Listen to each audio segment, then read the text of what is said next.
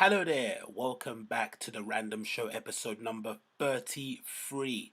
Episode 33. What's good? What's crack-a-lacking, my family and friends, wherever this show may be finding you. I hope you're doing well. Let me get this camera somewhat centered if that works at all. Maybe it doesn't, but you know the vibes. You see me, you see the cut of my jib, you know what time it is. Hope you guys are well wherever this show is finding you. I hope you're splendid. Hope you're having a good time. We're gonna have a good time on here as per usual and do the things that we know how to do best, innit? Laugh a bit, smile a bit, cry a bit, and just keep on living because why the hell not? Big up everyone in the chat at the moment. I do appreciate you. I see you all there. Big up Nick Sorderson. Big up ASTs. Big up Tricia G. Big up everybody. Big up everybody. And I hope you are all doing well on this fine, fine evening of the AgostinhoZinga show. No, AgostinhoZinga show. Oh, the random show. Sorry, I keep forgetting the random show. Episode number 33. Thank you so much for tuning in. Thank you so much for being here, right here with me. I wouldn't be any other I wouldn't be any other place in the world apart from today. As you can tell, I'm trying to load up the chat on my phone here, so I have it available, so I don't keep looking at my screen. Because sometimes I don't really check my screen properly, and it doesn't really load up all that as well. But regardless, hope you guys are doing well. We've got a jam-packed show for you today, as per usual. It's a random show, so we're going to be talking about loads of different things, but the crux of it is what you see in the headline, is what you see in the title of this video. Is going to be stuff about Bryan Callen sandals, stuff about Brendan Schaub and some of the redacted things that he does, some Tripolli ranting at the Trash Tuesday girls. You got, what else, a clip from about Joe Rogan, and some other things too included there, Burnham stuff and the Macdonald stuff. So if you're here and you're waiting to hear news concerning the LA podcast scene and everything that associated with it and all the redactedness they get up to, then you're in the right place. If you're here for anything else, I'm sorry. That's what we're going to do. We're going to laugh and joke about some of these stuff and have a grand old time. And as per usual, if you check this show out and you like what you hear along the way, why don't you help me out by smashing the like button? And if you want to check me out again and come back in the future and check out this channel and maybe check out my podcast, maybe watch one of my DJ live streams, maybe check out another episode of the Random Show, or you want to check out the clips, why don't you subscribe so that you get all those notifications in your subscription a little bit when you go on YouTube and you can see all the new videos I upload, because I tend to kind of, cut clips from shows and upload them quite frequently. I haven't done it with the last live show, but I do it quite often regardless, so there'll be loads of content getting pumped out on my side, so do that. That'd be well appreciated. And of course, if you want to subscribe to my podcast I've got, you can also. It is the AgostinhoZinga show. You can find out wherever you listen to podcasts, whether it's on Apple or Spotify or all those bits in between, you can find out on there. And of course, on this show, I have Streamlab donations enabled. So if you want to send a little tip my way, you can as well. The link is at the top of the chat. Click it, do your thing, help out the cause, and help and sustain my beer money cause for my up and coming trip coming up. That would be greatly appreciated. If not, just smash the like and let's laugh and let's LOL. Actually, let me turn off the mic as I drink because I know people get pissed off when I gulp in the microphone. So bear with me 1 second.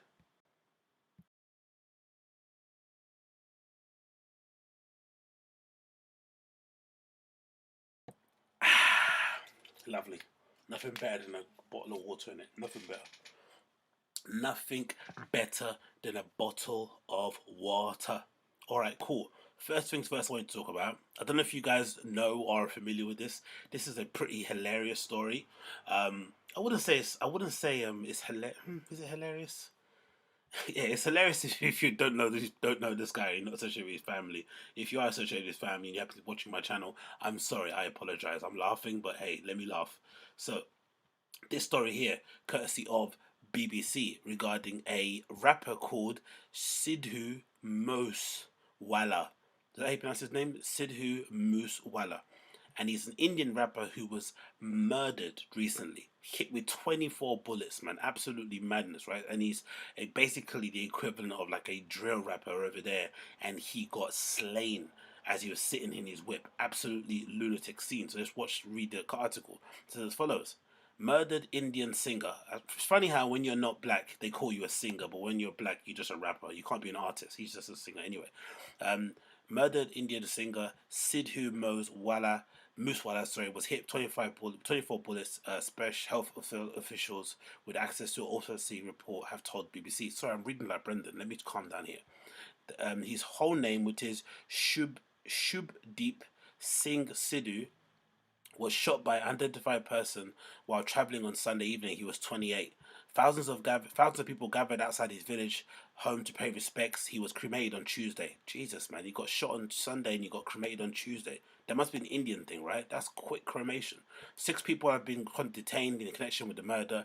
The attack took place the day after his security team was trimmed by the state government, right? This is where it gets freaky. The state government trimmed his state government protection, and the murders led to a political storm, sparking massive outrage from fans and opposition leaders. Punjab's chief minister Bhagwant Mann has ordered an inquiry led by a high court judge into the incident. Imagine being a rapper in India, right? And you get state controlled security around you for whatever reason. Maybe because he decided to lean politically with the opposition, maybe because he decided to not pay up or whatever. Something happened that caused some sort of passer that led to them trimming his security. And then on the very next day, he gets hit with 24 bullets.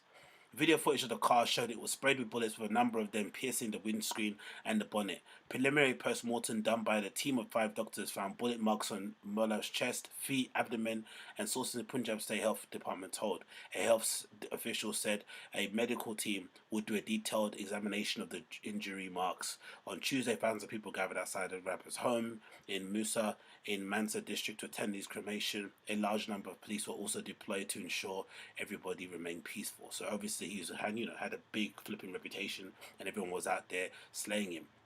There's actually a picture of him actually slaying his car, quickly flashed on the screen. There, you saw it. It actually looks pretty grim. So hopefully I don't get taken down because of it. But that's a pretty mad pic to see. But anyway, R.I.P. Sidhu Muswala. I guess being a rapper, no matter where you are in the world, is legitimately one of the dangerous occupations that are out there. Obviously, you can choose to do anything else with your life, so you don't need to be a rapper. But the fact that the same kind of outcomes befell rappers, regardless of where they're from, whether they're black, white, or Indian, is something really interesting to see in real time. I don't know why I'm laughing, but forgive me. That's my natural reaction to bad things when I hear it. What are people saying in the chat here? You and Unique seem to go on live about the same time. Yeah, that's true, and that's really strange considering he's in America. Or no, that makes more sense because I'm at the strange one, because now in the UK it's like 1:45 a.m. So in the US it must be like what, just before 8 p.m. or 9 p.m. So it makes sense why he'd go live on this time. Do you know what I mean? Maybe he's at home now. Jay Santos says Unique is slobbering drunk and full most of the time. I really didn't know that was Unique's thing. Because I've only seen clips of his thing. I haven't actually watched his channel live. I need to check it out one day actually. But I didn't know he gets really laced and smacked on his live stream. That's a very strange way to operate a live stream, I would say. I know some people do it, but I would assume part of the reason why people watch these things and have them on in the background is to provide them a little bit of entertainment as they go about their everyday life. And I think you can't really entertain people if you're sloshed, right? I've tried it, trust me. I've tried to do it, especially when I was DJing quite often and frequently. You get given drink tokens sometimes when you DJ. It doesn't matter if you're DJing at small bars, you might get not even a drink token. Maybe you just get, free drinks at the bar, especially if they're just beers. Or you might go there and take some drugs with you, or someone might give them to you. And, you might think it's adding to you and giving you a little bit of a spark, but it doesn't really. You sound terrible. You don't really do a good job. The only way to do those things correctly, I think, whether it's doing stand-up, whether it's being a DJ, being an artist, performing in front of a crowd, is to do it stone cold sober. There is no other way to do it. And I would even argue sometimes it's better just to go the whole night sober and review what you did, see what you did wrong, make some changes, and then be able to kind of, iterate that in your latest shows. And also I think in terms of respect for the audience, again, I'm a nobody, right? I'm not flipping Dave Rubin, I'm not Tim Paul, I'm not some big, streamer person. I'm just a guy that's just sharing some opinions on stuff that I'm interested in. And by the looks of it, some people like it as well.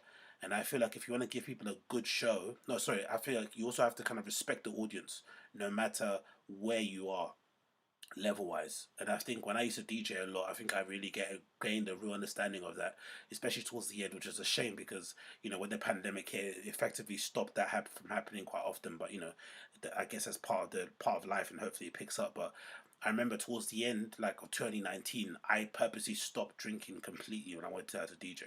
And the reason why, even though I was playing in flipping small bars with like 10 people in them, I still wanted to put on a show. I took that as seriously as playing in like a big nightclub.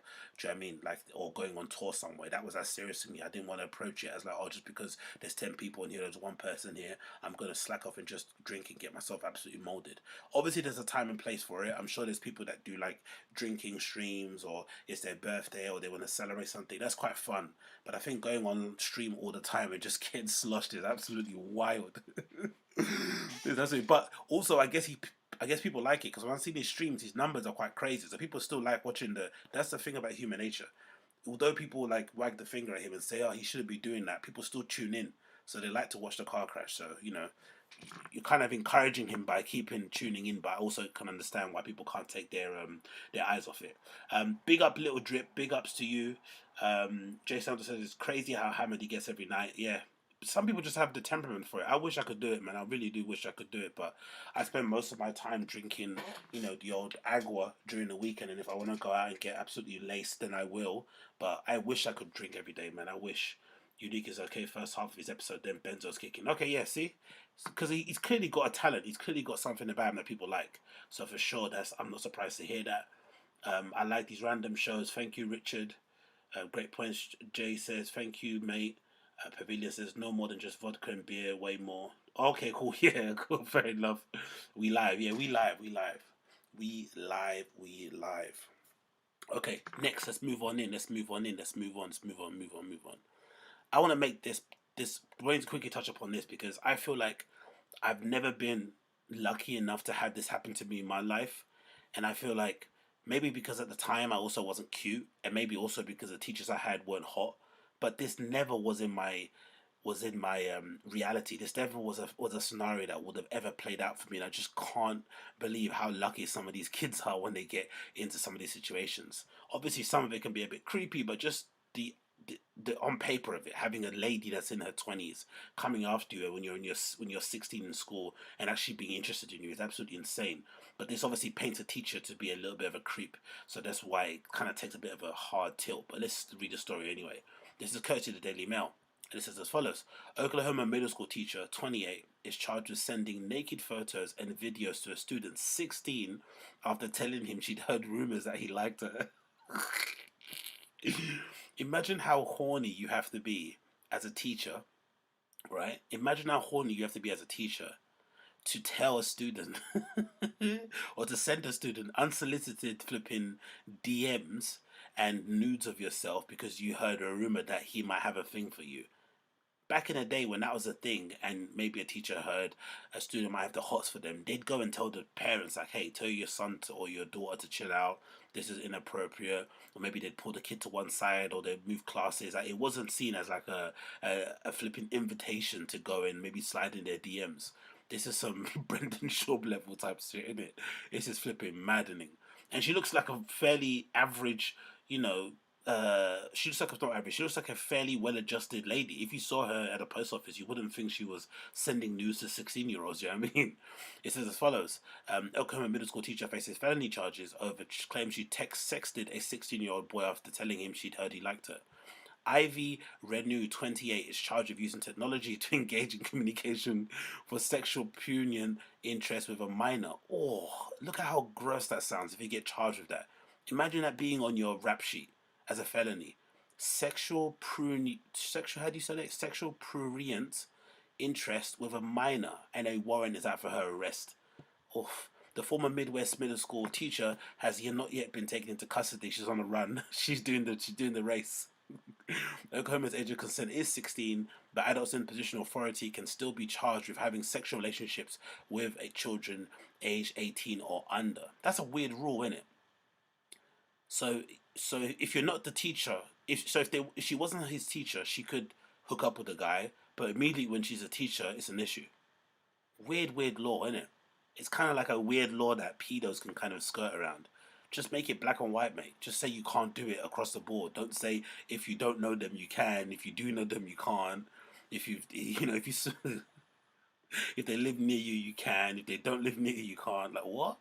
New court documents filed in Oklahoma County District Court revealed that Renu met the teen who is a student in the district at a soccer practice. So she saw him kicking ball, she saw him doing some step overs, heading it, chesting it, controlling it on his back, balancing it on his knee. She's like, yeah, I want some of that. Renu was an assistant soccer coach at the time and heard rumors that he liked her and wanted to watch her run.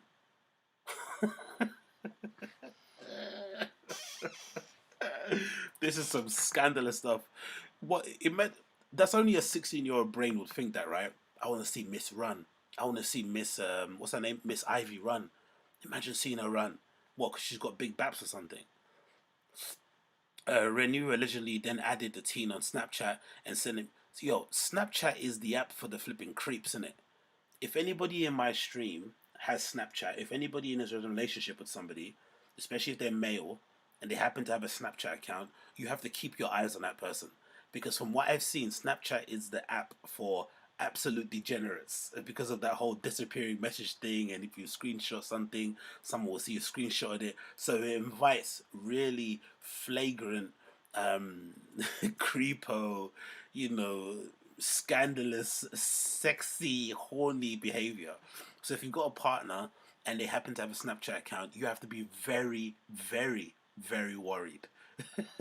Honestly, be very, very, very worried because clearly these Snapchat accounts are landing people in a lot of bother. And for whatever reason, people don't seem to understand that if you just because you have a Snapchat account doesn't mean you're never going to get caught. It's like, what is this? They think if you put Snapchat account on, it's like doing this with your eyes when you were a kid. Anyway, she's sending 3 or 4 nude photos and an appropriate video, which the teen showed to a few of his teammates. Oh, come on. Oh, social media expert Patrick Alman told the KFR that social media users should assume that photos they send might as well be posted on the billboard for all to see. Despite the notion that Snapchat creativity disappeared the message after a short time, he said oftentimes to young people, okay, this is an expert talking shit. This is the lady. That's not the kid, is it? Okay, that's somebody else. Because if that kid is 16, then I don't blame it. I don't blame her, Jam. Renu admitted to the Mesford police that she was sent the first to the teen but denied any sort of physical relationship. The former teacher only confessed that she had talked about hanging out one time but never went through with it. The school district issued a statement, blah, blah, blah. But yeah, that's basically what happened, isn't it? Absolutely crazy. I never had the luck of having that occasion happen to me, but in general, it is abusive, right? 28 years old, going after someone at 16 is gross, especially imagine if this is the other way around. I wouldn't be laughing and kikiing about it, but still, man, it's just, how horny is this woman, do you think, to do this to a kid that's 16? 28 years. This probably shows to me in general why apps like Tinder and Bumble and stuff are so in demand, right? Because in general, people are lonely out there, innit? Like, people are genuinely lonely. They're lacking affection, love, um, closeness, hugs. Do you know what I mean? Some of it might not even be sexual. Some of it might just be like they just want a friend to talk to. They just want someone to have a bit of a gossip with, to talk about the latest reality TV show they're watching, whatever it may be, and they don't have anyone to talk to. So you spend all your time around these kids, and you suddenly think they're your friends. Especially this new era of teachers, they're very friendly. Some of them might be on first name basis, and the lines get blurred super quickly, and it gets gross very quickly. But yeah, madness, isn't it? So whatever happens, happens to them. You know, if they're alright, they sort it out. If not, it is what it is. She's a predator. She should get a man time. Yeah, it's true. Christy was all about that. Exactly. Tricia T. Eric C says Peck makes Look at Eric C back here with his Man City propaganda, man. He can't give me a break, this man. He cannot give me a break, but I don't blame him. I don't blame him. Pep makes himself look amateur, man. Thanks for letting me know. IMSYN says both men and women teachers blur the lines daily. In high schools, I knew of many teacher-student relationships, and it always creeped me out. Yeah, I don't get it how you can be an adult. I get it from the point of view from the kid, because when I was a kid growing up, loads of girls in my school always dated older guys. Like, they'd pull up in cars outside of the school, and I guess at the time we thought they were much older, but they probably weren't that much older than us. They probably might have been like 19, 21, 22, 25 maybe max, and they'd come up in cars, or they'd come dressed like really nice, like clearly they got a job and they could buy their own clothes, right? It's so their mum buying it. But I can't, so I can imagine the appeal if you're younger dating someone older, but I can't imagine the appeal for someone as a teacher. You're put in a position to teach, to protect, to lead, to inspire, to direct. Kind of, you're basically like a proxy parent whilst the parents are not around, right? So whilst the parents send their kids to school, they're basically hoping that you're going to look after their kid the same way that they look after their kid in a weird way, right? Because you're this guys out that you're a teacher and you're there to inspire the next generation. So to take that access that you have to these children and to abuse it in that way is really mad. And to be walking around the street hand in hand with these ladies or these guys and, boastfully being happy that you're dating somebody that's like 10, 12, 15 years your junior is wild. But again, it's weird because you then bump the years up a couple of years and the person's 22, but that person's then 48. Then people don't really look at it as a weird thing anymore. I don't know what the thing is with age. And it also depends where you are, society wise, country wise, background. But in general, I've always found that stuff very, very icky, especially due to our legitimately into girls who are like considerably younger than them. It's always a bit like, it's always a bit funny. Those guys always have some funny things in their closet, usually anyway. It's not some one away thing. But anyway, let's just run it up, run it up, run it up, run it up, run it up. So, moving on, quickly want to play this clip as well because I thought this was absolutely hilarious. This kid's been going viral in the UK. I'm not sure some of you guys actually care if you're not in the UK, but in the UK, this kid's gone viral because I guess in general, kids have figured out that online clout and online virality and the ability to somewhat break the internet and become the topic of discussion, I can't even speak properly now, is actually currency in itself. And although some of it can come for negative reasons, it can still positively impact your life if you're smart about how you pivot with it. So you can double down on it. You can become the shock jock person. You can maybe pull a deal out of it. You can probably get yourself an appearance on a panel show on TV, whatever it may be. You can just increase your social media numbers, get a blue tick. All these things are important to the newer generation coming up. They're really, really important, more so than they've ever been to any other generation. And I think they've also realized that being an absolute asshole is actually very beneficial. Very beneficial, right? And this kid has basically gone online and decided to be the maximum arsehole by going after one of the most, I would say, um, what is it? Going after a group of people who, for the most part, when you go after them, it's like you're basically signing your own death warrant because effectively Black Twitter runs social media for the most part, and the people who run Black Twitter are usually female, well, women, black women, and of course people from the LGBTQ plus community.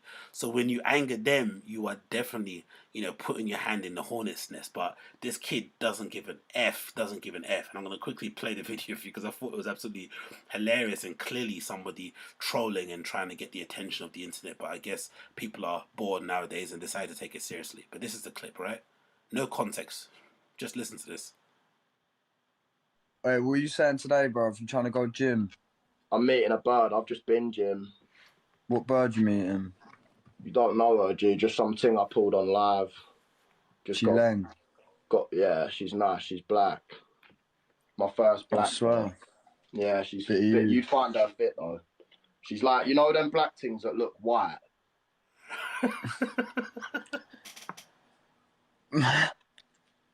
Nah, like with the facial expressions, like, like. So what does that? When your mate who's like flipping raging Caucasian takes a breath and he's not sure what to say, that's usually an indication of somebody of something you said that's absolutely insane, right? Usually.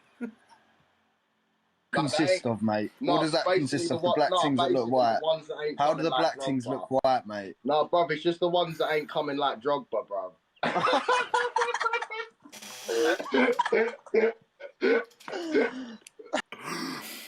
Absolute heinous and offensive and absolutely horrible comment to make, right? But clearly somebody who understands that the internet rewards people who are absolute scumbags. It just does. And I don't know what it is. Maybe it's a human nature thing. Maybe it's in part of our nature to just kind of want to watch the car crash. Maybe it's because some of us have this weird hope and desire that deep down we wish we could get away with some of these things. Maybe it's just the pure redactedness levels of what he's saying. But there's something about this that seems to gather people. And I think the reason why I mention this because on Twitter, again, you guys don't care and don't really know about this sort of stuff. But on Twitter, there's a whole group of people that were on Twitter Spaces, absolutely having, heated debates about this and talking about who he is and what a prick he is and whatever it may be. It's become the topic of discussion for a good, what would you say, couple of days over social media, and clearly, in my opinion, he's trolling, or clearly he's just being a bit of a dick, right, for the most part. But people are taking it seriously, right? And he's clearly going to lean into it and use it to kind of propel his career. And sooner rather than later, I'm sure we're going to see him somewhere in the UK TV doing some things. We already know that's going to be the case. But I just thought I'd play that anyway because I thought this was quite funny in that regard. It's just something that's happening on the UK side of things. So if you're not here, you probably wouldn't give a fuck. But hey. Imagine saying that black things that look white. Like, what does that even mean? Anyway, let's roll on into it. I thought this was also really funny, right? This was absolutely hilarious. This is a clip courtesy of Tim Paul's show, where he, I guess, is now double downing. Oh, what is wrong with me in the phrases today? He's double downing. What's that? No, what's that phrase mean? What's that when he's double down? He's gonna double down on this pose. Whatever it is, whatever that phrase is. Bloody hell, my brain is fried today. I should have taken some flipping ketamine like Brendan does. But anyway, this is a mad clip from Tim Paul, right? I thought absolutely insane. but look at this clip. Double downs. Yeah, that's what I've got, mate. I'm suffering from doubling down. I've got double downs. That's what I've got. I've got double downs, double chin, double everything. But anyway, let's roll. This is Tim Paul being absolutely unhinged. I believe the Second Amendment protects your right to own nuclear weapons. I believe an individual citizen in this country has a right to own a nuclear warhead. But not a delivery device? Oh, all of it. I think. Well, Tim, what about biological weapons? Absolutely. All of it. Yo, someone has to explain to me, what is it about you guys in the States that gets you so loopy about guns in this way? Like I said, I love guns. I would actually like to own one. I wouldn't mind owning one. But what happens when you just become this tilted and jaded where you don't see the kind of middle ground, common sense middle ground of like, hey, maybe we should make it harder for people to get guns. Not just you outlaw them, just make it harder. Not 5 minutes harder, not a day harder, maybe just, some actual checks, like I would bet in some places in the United States it's probably easier to get a gun than it is to buy a house. I'd imagine with the amount of papers you have to sign and deeds and all this sort of nonsense. Why can't people just have a normal common sense point of view about this thing? Imagine saying this after seeing all those school kids being murdered and then coming out with this hot take. This isn't even a hot take. This is a nuclear take. I believe the Second Amendment protects your right to own nuclear weapons. I believe an individual citizen in this country has a right to own a nuclear warhead. But not a delivery device? Oh, all of it. I think. Well, Tim, what about biological weapons? Absolutely. All of it. That's why for some reason I believe all this kind of conspiracy theories people say about the US basically or people in the West in general making the citizens hate people in Iran, Iraq, North Korea, China. Really, our real enemies always have been people that live inland, right? Our own brothers and sisters, our kind of, neighbors and our fellow neighbors. They're our real enemies. You shouldn't have to worry about Kim Jong-un. Just have to worry about the guy down the street who, if he gets fired, you never know what's going to happen. Do you know what I mean? He might pick up his AR-15 and decide to do a sweep around the block. You have no idea. So that's the thing that always used to really puzzle me when it comes to the States and their issue with guns. But again, this is way above my pay grade. I have no idea what's going on over there. But I always think it's hilarious when I see those kind of clips, when I see people go so unhinged when it comes to that sort of stuff. Like I said, I actually love guns. I actually would like to live in a society, especially in the UK, where we did have guns, because I feel like in some respect, some people here have no respect because there is no real threat of ending your life unless they have a knife that they can get really close to you. I mean, people talk too much here. There's too much back chat. I think, if he was able to pull out a couple of handguns in the UK, maybe people would be a little bit chill and it wouldn't just choke out of their complete assholes. But, maybe I'm wrong. Maybe I'm wrong. Let me just quickly load the screen to load up. Just get rid of some windows as per usual. You know how I am with my windows. Ryan says on the screen here, what do you think about Red Bars being back? I'm actually going to do a special Patreon episode about that.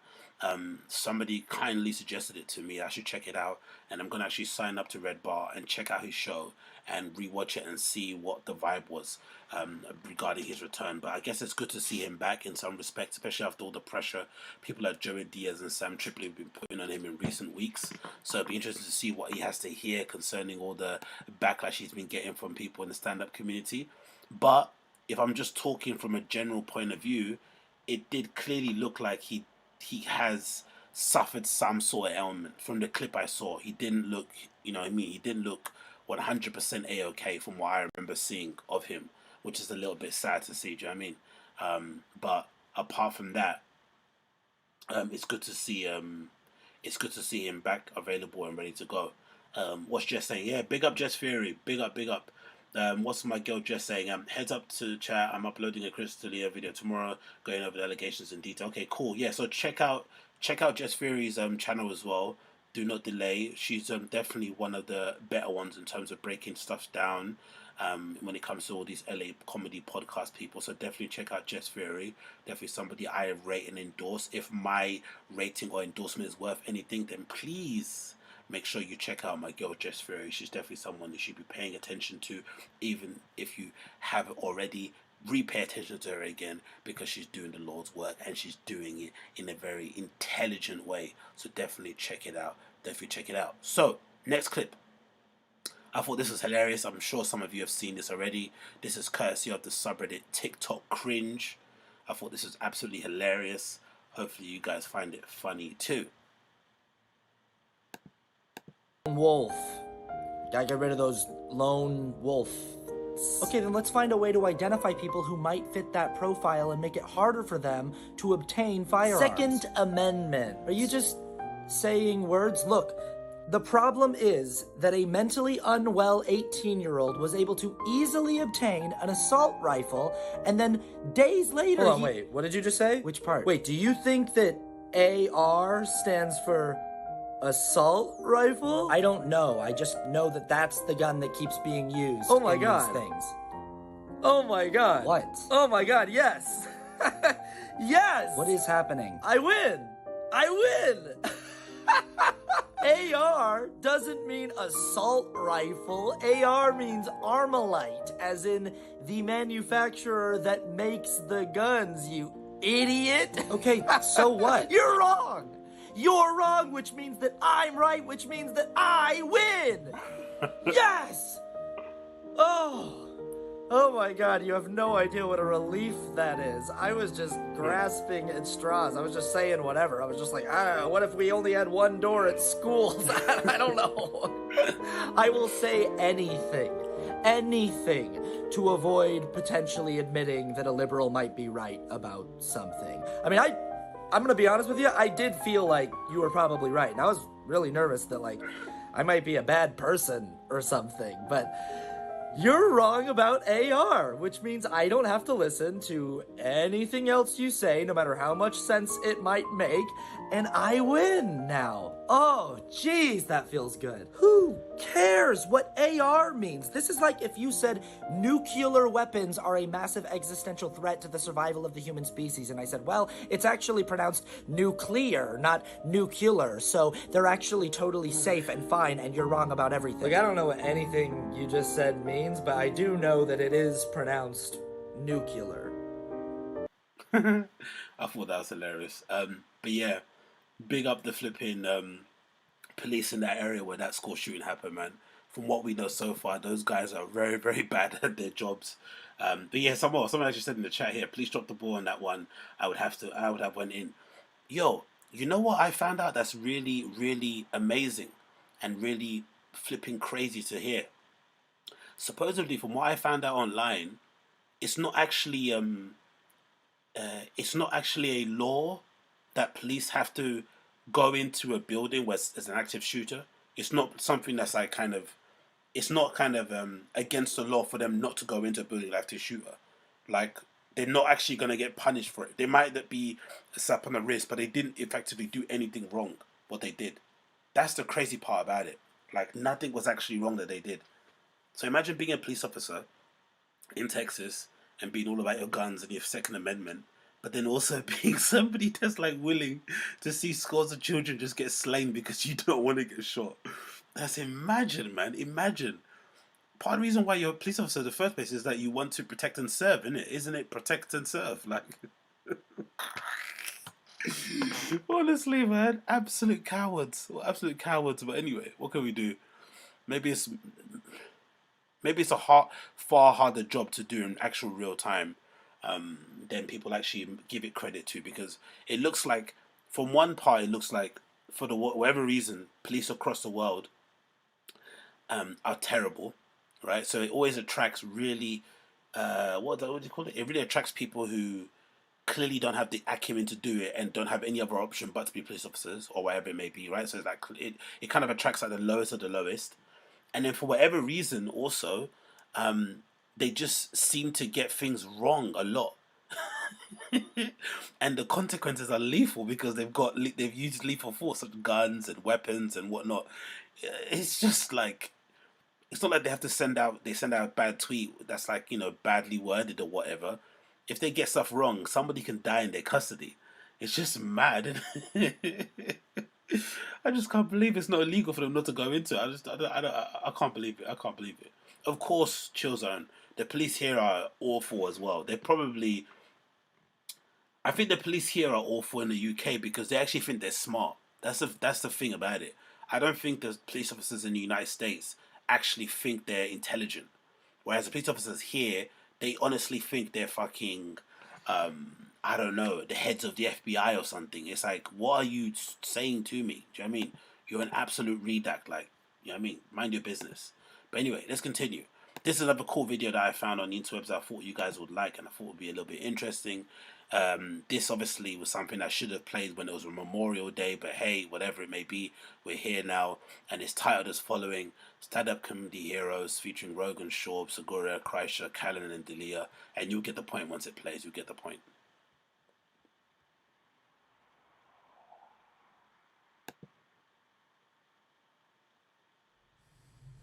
President Putin, recently you ordered your troops into Ukraine, which is a sovereign nation.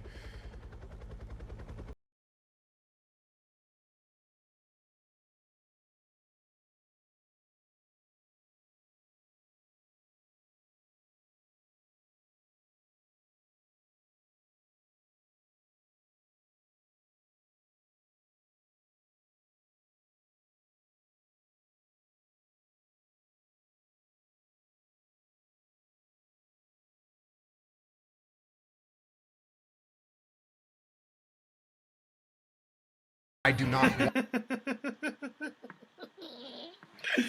Jordan Peterson, man. What the hell are we gonna do without men? Yo, Jordan Peterson is one of the most, like, it's really sad to see him how he's ended up, because I was a really big fan of his. I thought his rhetoric and what he had to say, especially regarding men, especially regarding personal responsibility, accountability, knowing your place in life, pursuing your dreams, ascertaining who you are as a person, that was all pretty interesting and funny. And I legitimately bought man's book. Yeah, I bought his book. I went to see him perform and, do a little speech and a lecture when he came to London on tour. But the benzos broke his brain, man. The benzos, his daughter, going to Russia, all of that absolutely broke his brain. And I just... and he's like a complete shell of the person. It's really sad to see him this way, but whatever, innit? But listen to his voice.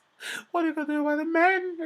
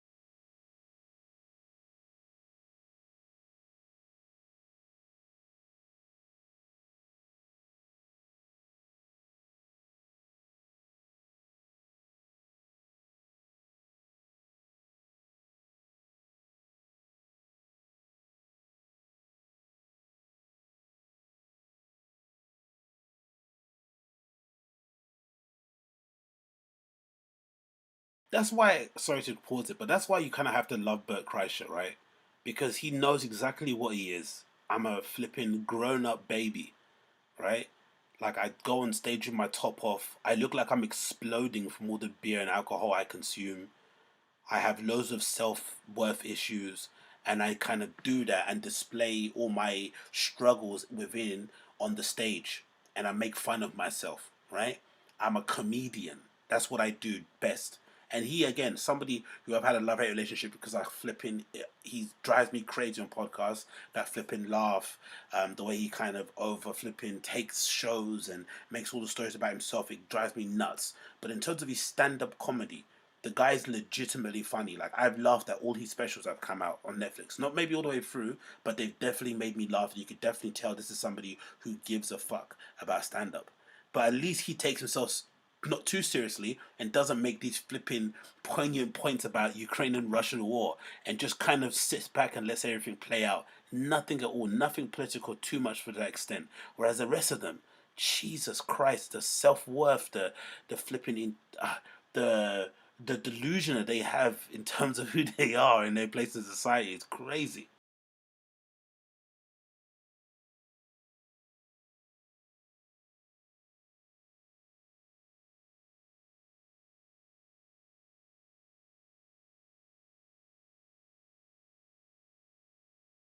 I wish. Look at the Lex Friedman, absolute turbo dork. I wish, man. I don't know if everybody else is the same, but I wish. I go to gym quite often, and I wish I could get away with having that bad form in terms of doing a pull-up, or sorry, in terms of doing a deadlift. My form has to be perfect because the last time that I pulled my back, the spasms I had and the pain that I was in was unbelievable. The pain I was in, unbelievable. I would not wish that pain on anybody else.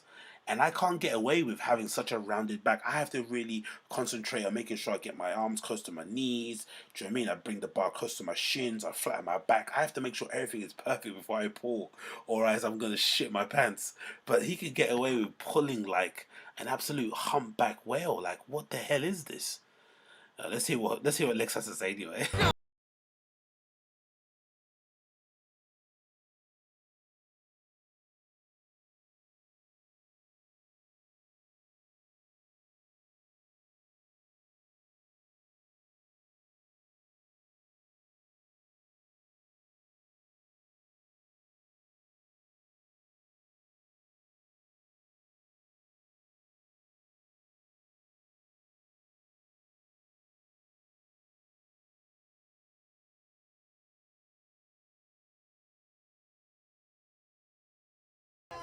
For your second day, that was really good, Joe. Thank you. Texas went red, bitch! Look how happy little Joe is. Look how happy Joe. I love Joe, but look how happy he is when people tell him he did a good job.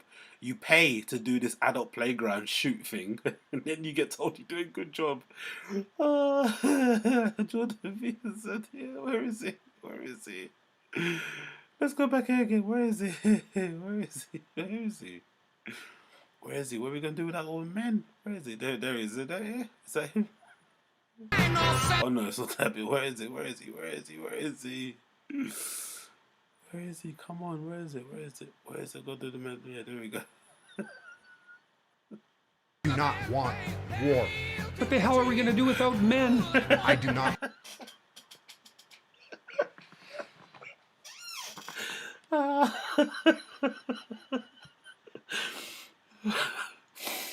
Oh. What are we gonna do about the men? Oh God. I love you, Jordan Peterson, but God almighty, man, you need to flip and get as far away from your daughter as possible. Maybe start eating some legumes and just relax, brother. Get off Twitter and just relax because this is too much. Oh God almighty, man.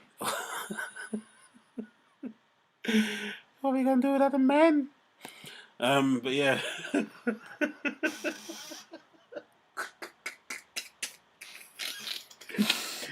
Oh, flipping hell, but anyway, let's just continue. What people saying in the chat here. Good boy Joe. Bert and his wife are amazing. They personally refunded me for a show and couldn't make it due to an issue with my special needs child.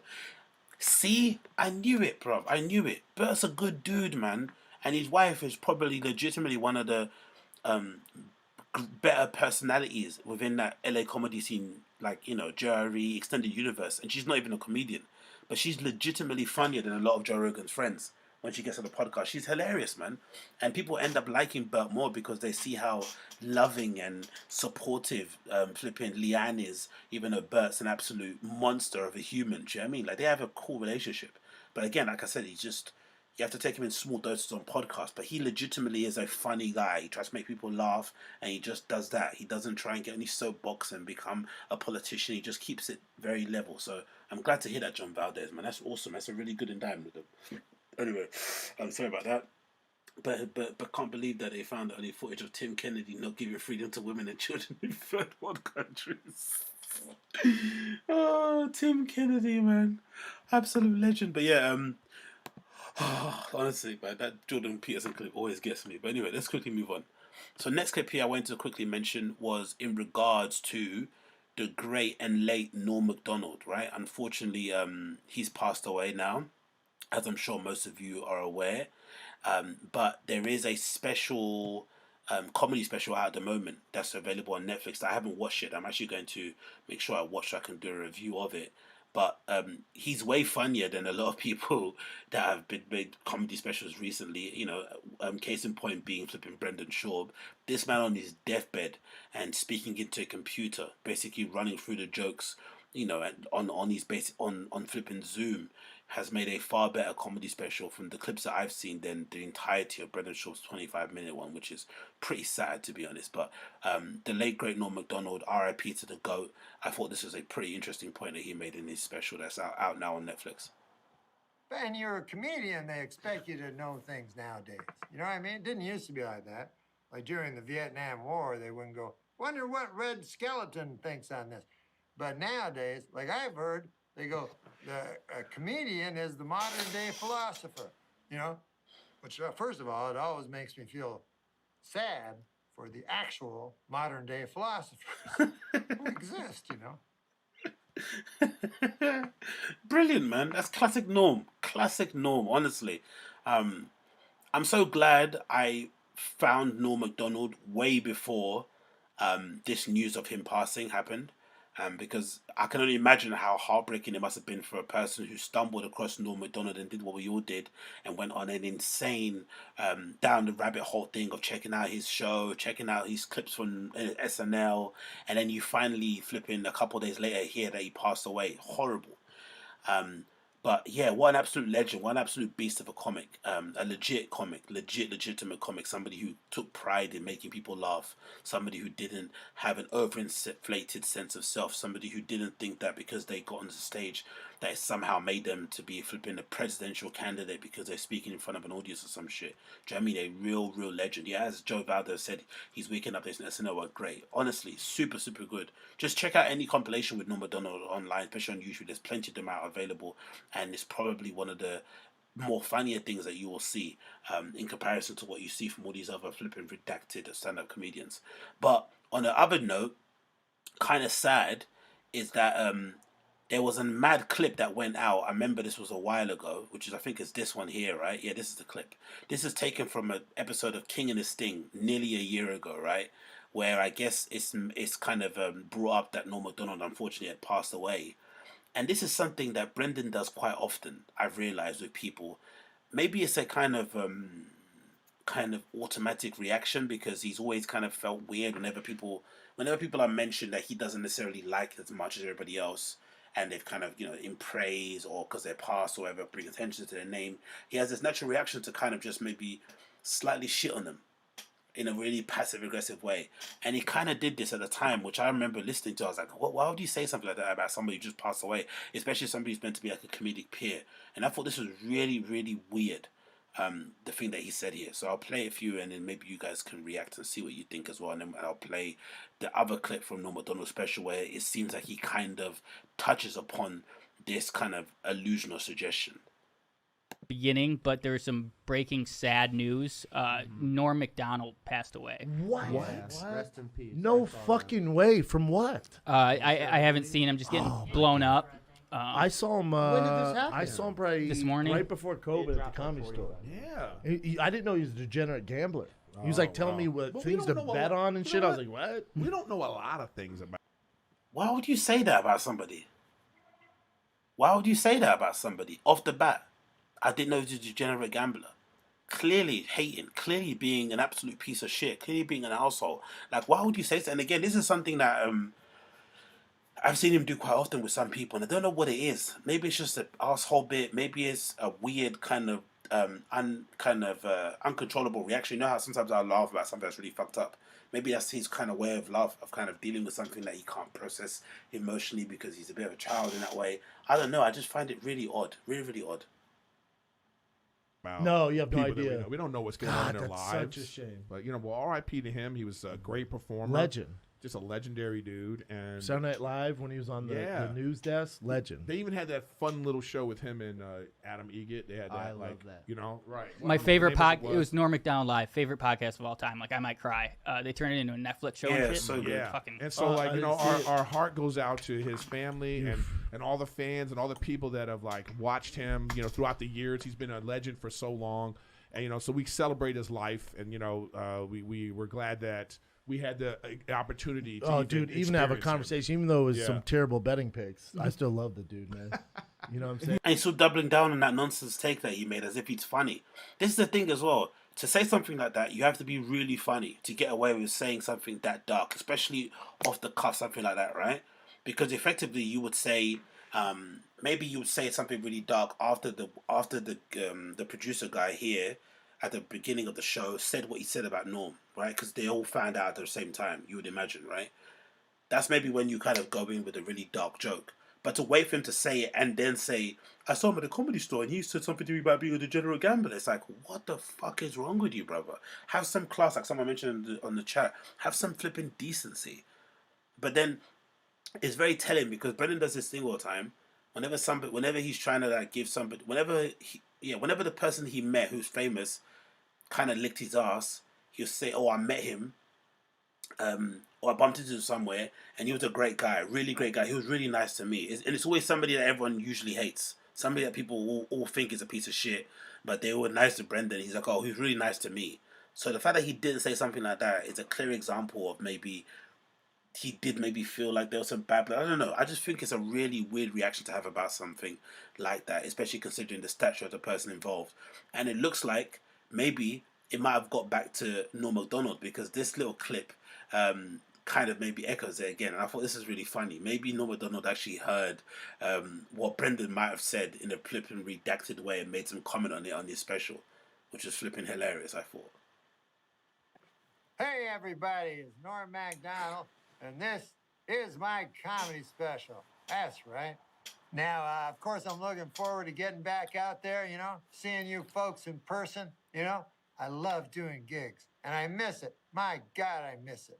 Especially casinos. Those were my favorite gigs because I'm a degenerate gambler, as it turns out. R.I.P. to the GOAT, man. R.I.P. to the GOAT for making it funny, but it's still absolutely classless from, the absolute Shawbinator. But again, we shouldn't expect anything different from that guy, innit? But what a weird reaction to something like that, innit? What a weird reaction. What are people saying in the chat here? Trish CSG is saying he probably prepared that going in. True. Joan Vada says that's definition of too soon, of course. Michael Jamal says, I'd known him instead of meeting him and regurgitating some unnecessary factoid. Also, I missed your first bit. What do you say about the first bit there? What do you say there? Oh, I missed it completely. He wasn't raised like us, this line. Okay, cool. Super Jealous says, B arcs Norm for a truck walk. Hilarious. Jay Santa says, Shub's IQ can't be higher than 80. It's not even a question of IQ. It's just lack of decency. It's not even. I don't think people with even lower IQs than 80 could be decent enough not to make not to say, not even a crass joke, not to say something crass and classless like that after somebody just has passed away. People don't do that unless somebody's your enemy or somebody. You know what I mean? Like a proper enemy that you hated, whatever it may be. Fair enough. Then maybe all bets are off and you can say whatever the hell you want, but. Usually, in most walks of life, when somebody passes away, you try your best to honor them in their death, innit? Right? That's basically what you do because that's a decent thing to do. They've passed away now. They can't defend themselves. You can't just go in there, slating them. Do you know what I mean? Like, what? Absolutely madness thing to do for him. But again, we shouldn't be surprised. We shouldn't be surprised. Next on the list, we got this clip that's taken from Burnham's comedy special that he's got out at the moment, just featuring outtakes, right?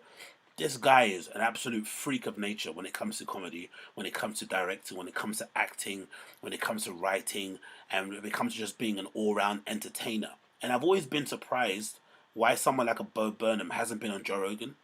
I know he's more, maybe because he's a liberal and he's more on the left-leaning side of things, and maybe him and Joe wouldn't really vibe, I think, politically. I would still think it would be a far more interesting conversation to have someone like this on than to have another comedy store guy who just wants to suck Joe's dick and just spend the next 3 hours, agreeing with everything that he says and whatnot, because it doesn't really get you anywhere. I still think, again, being a big fan of Joe Rogan's podcast, I still think the better ones are when he has someone on there that's a little bit combative. Good example being Irish Shafir, good example being Tim Dillon, and good example being even somebody like a Mark Norman from time to time, right? When they actually come on and actually speak and actually have their own points of view on things and their own lived experiences, especially guys that have been quote-unquote regular dudes before they got famous or before they got rich. It usually is a far better conversation than just having Joe on there with some guys who just want to make it in Hollywood. But I thought this clip from the Bo Burnham show, I think was the outtake show that's meant to be available now on Netflix, I thought was really cool. The thing is, Netflix is available on, but anyway, check it out regardless. He also directed Gerard Carmichael's new special, which I think is called Rathaniel. I've only got through half of it, but it's shot beautifully. If you watch Brendan Schaub's special and you're, disappointed to see how, little attention was paid to the set, to the camera work, to the direction, to just the tone, the color of a show, check out Gerard Carmichael's stand-up special. Even if you don't like his stand-up special and you don't think Gerard Carmichael's funny, just watch Gerard Carmichael's new stand-up special just for the shots alone. How they frame stuff. It's absolutely brilliant. And for the most part of the special, from what I watched anyway, halfway through, he's sitting down on a fold-up chair and it's shot beautifully. And if I'm not mistaken, Bo Burnham also shot Chris Rock's special, the one called Tambourine or whatever, one of them, the ones that had all the lights in the background of that. I'm pretty sure he did that one. But anyway, I thought this clip was really, really funny. And the thing, yeah, and I think, it's taking the piss out of Joe Rogan, so maybe that's why he won't go on the show. But I thought this is hilarious regardless. PC culture, man, it's fucking exhausting, right, bro. It's fucking out of control. Exhausting. It's just our culture has been taken over by a radical group of SJW feminist freaks, who hate comedians. They hate us. Who are anti-comedy and anti-joke. Totally. And it's got. Do you think this is a bit of a riff and kind of a bit of an extension of that viral clip of Brendan being on Joe Rogan and just repeating everything that he says and saying the bestest is, the biggest is, the greatest is, or all of the smoke? You know that kind of clip though, where Brendan just parrots everything that Joe's saying. Do you think this is an extension of it? Or is this just his visual representation of everyone that goes on that show? I would genuinely love to see Bo Burnham on Joe Rogan. I think it would be a great interview. Gotten to the point where you can't say anything. No, literally, 100% say anything. Literally, I will try to say something right now. Yeah. Watch. Yeah, and he is trying, and it's unbelievable because we've fallen so far from the heyday of comedy. So depressing, dude. When Tony the Pancake was headlining the Comedy Store, or Salami Williams on a Tuesday night, they would just fucking murder, just fucking that room, just making the crushing, And it sucks because these people they don't understand comedy. Of course not. We're joking. It is not that serious, guys. Okay, it's not that serious. Joking around. And also, we as comedians are philosophers. Yes, all right. Lenny Bruce, Richard Pryor. We hold up a mirror, history-changing cultural figures, and you need to recognize. Oh, you see that? Look at that on the screen there. What does it say? This episode is sponsored by Man Stuffed Dick Spray. That, all right? Comedy is an art form. Yeah, of course it is. We're artists. It's an art form. And it's important because it's one of the only art forms that is not gay. No. Well, no, we can't say that. But but gay. But not.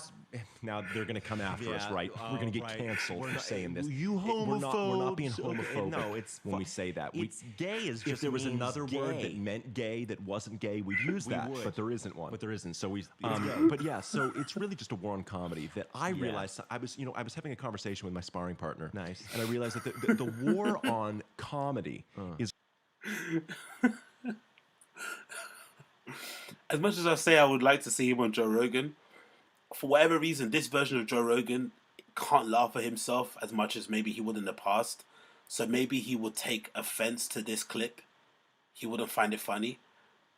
Because he only seems to allow certain people to get on that show and be funny or be combative anyway in the first place. He's not really...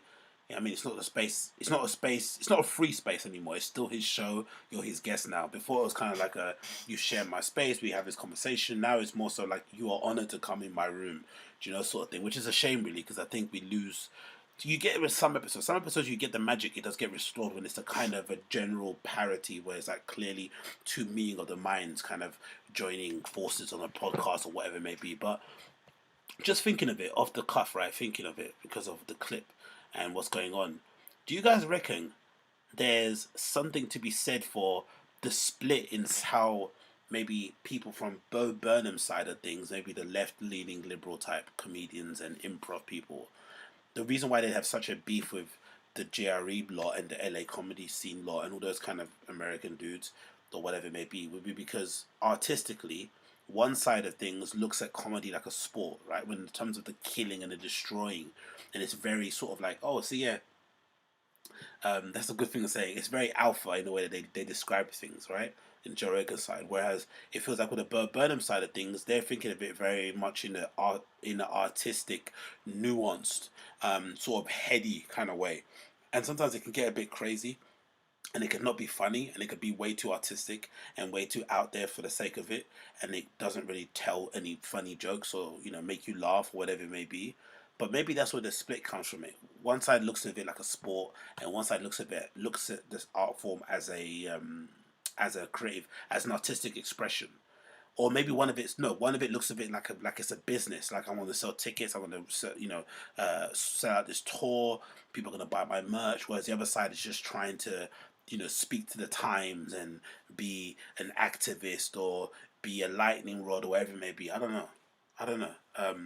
But yeah, I really do hope Joe does get Bo Burnham on. I would love to hear him on the show because again, like as someone who's kind of covered all aspects of comedy and just entertainment in general, in producing, directing, writing, and of course the stuff he's done with Jared Carmichael. Because again, I can't speak of that show any highly. That flipping new special, it's shot so beautifully, man. It's so refreshing to see really high quality work when it comes to stand-up specials, especially considering most are just all shot the same. So definitely check that out if you haven't. But yeah, let's hope Joe Rogan finds it funny and gets Bo Burnham on, because I think that would be a great podcast episode, man. I really do think it'd be awesome.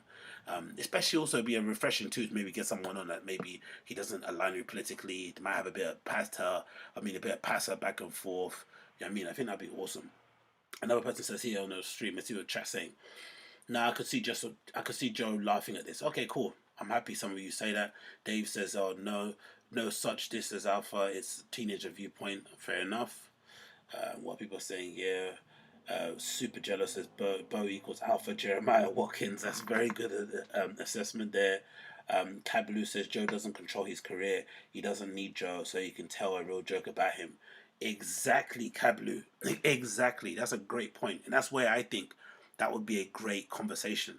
Whenever it's somebody that clearly wants something from Joe and feels like Joe's approval is flipping monumental and it's going to really change their career, it makes for a terrible podcast because they just spend the entire podcast licking him up, which makes sense as well because the guy is basically a male version of Oprah. I get it, but for the viewing audience it's a bit like, come on, man. We know the Comedy Store is amazing, we know philosophers, we know you guys are fighting against flipping, you know, trans rights or whatever you're talking about, cancel culture. We know, we get it. Like, make some funny jokes, please. Another person says here, Pavilion, Rogan hijacked stand-up comedy and promoted his friends who are mostly pretty bad at comedy.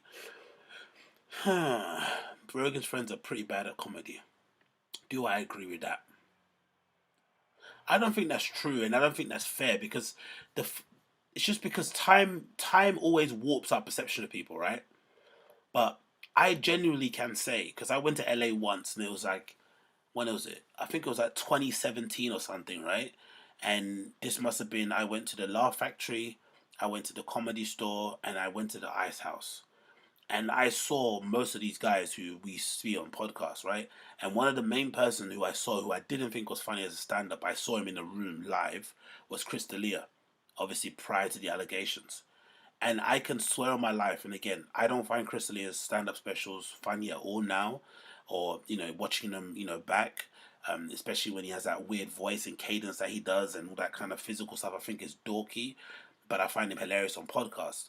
But in a room at a comedy show, as Joe Rogan would say, he absolutely murdered. He tore that room to pieces. People were legitimately like holding their ribs and shit, convulsing around me. It was incredible to see. Legitimately was funny in real life, like way funnier than I would have expected. And I saw a few of those guys as well. I forgot the other person I saw. Did I see Andrew Santino? I think I saw Andrew Santino. I think I saw him as well. Actually, at the time I was there, if this is a good way to kind of gauge how long ago it was, what's her face was the host of the show at the Laugh Factory, the black lady who's now like a really big actress, comedic actress. Oh, I forgot her name, man. Friends with Kevin Hart. Oh, what's her bloody name? Kevin Hart, female comedian friend. Yeah, Tiffany Haddish. Tiffany Haddish was actually hosting the show that I went to see in the Laugh Factory. That's how long ago it was. And she was hilarious. And again, she's somebody who I don't find that funny either.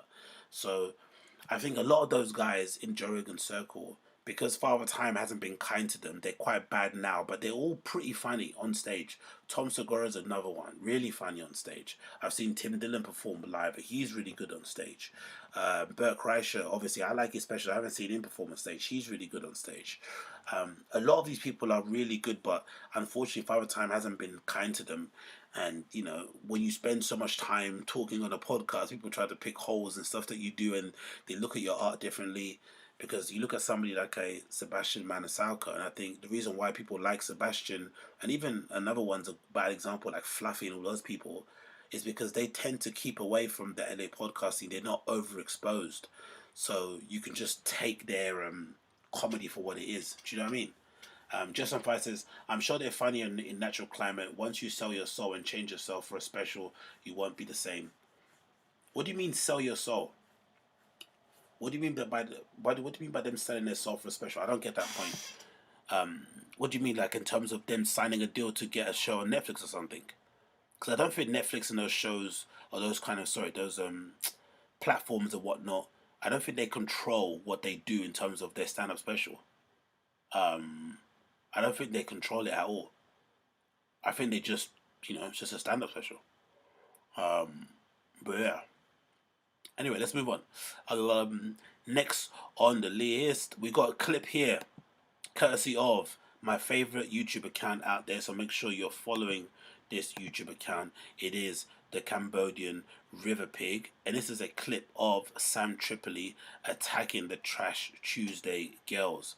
And I guess this is regarding the whole Brendan Schaub gay affair, which I'm completely bored of, but we're going to just analyze it because Sam Tripoli decided to poke his head out of the parapet and lend his 2 pence. And again, I'm just going to go out here and say flat out that I'm a fan of Sam Tripoli just because he was one of the only people within that LA podcast scene who clearly, I don't think maybe gets the respect he deserves on podcasts. Maybe behind the scenes he does, because for all accounts he does a show that he puts on where he has loads of stand-up comedians on and stuff, but he doesn't seem like the cool guy in that crew, in that circle of people. But for whatever reason, he was the only one who was willing to be upfront and public, right? That he was defending the likes of Bryan Callen and Chris D'Elia in public. And he was willing to kind of risk his career. Now again, it's not like he's got a big glitzy Hollywood career, but still, he's still affecting his ability to put food on the table and to look after his family if he's going to go out there and defend people who have been accused of rape and, hooking up with underage girls. So the fact that he did it and was such a friend to those guys in those peak circumstances goes a long way with me. But again, as human beings are, we're fallible. Sometimes we're good, sometimes we're bad. So I guess this is a part of it. Oh, and there's another clip here. Confirmed he's not a friend of. Oh no. Okay, cool. Let's continue. But this is him attacking Trash Tuesday girls, and we're gonna analyze it and go through. Again, I apologize if I stop it too often. But if you want to watch it yourself, you can. That's what the title of the video is, and you can check out yourself if you want. But let's go. This is the worst Me Too I've ever seen in my life because nothing happened. Well, she even said it's not a cancelable offense. Is what she called it. Nothing in it was a cancelable offense, and I tell you exactly what happened.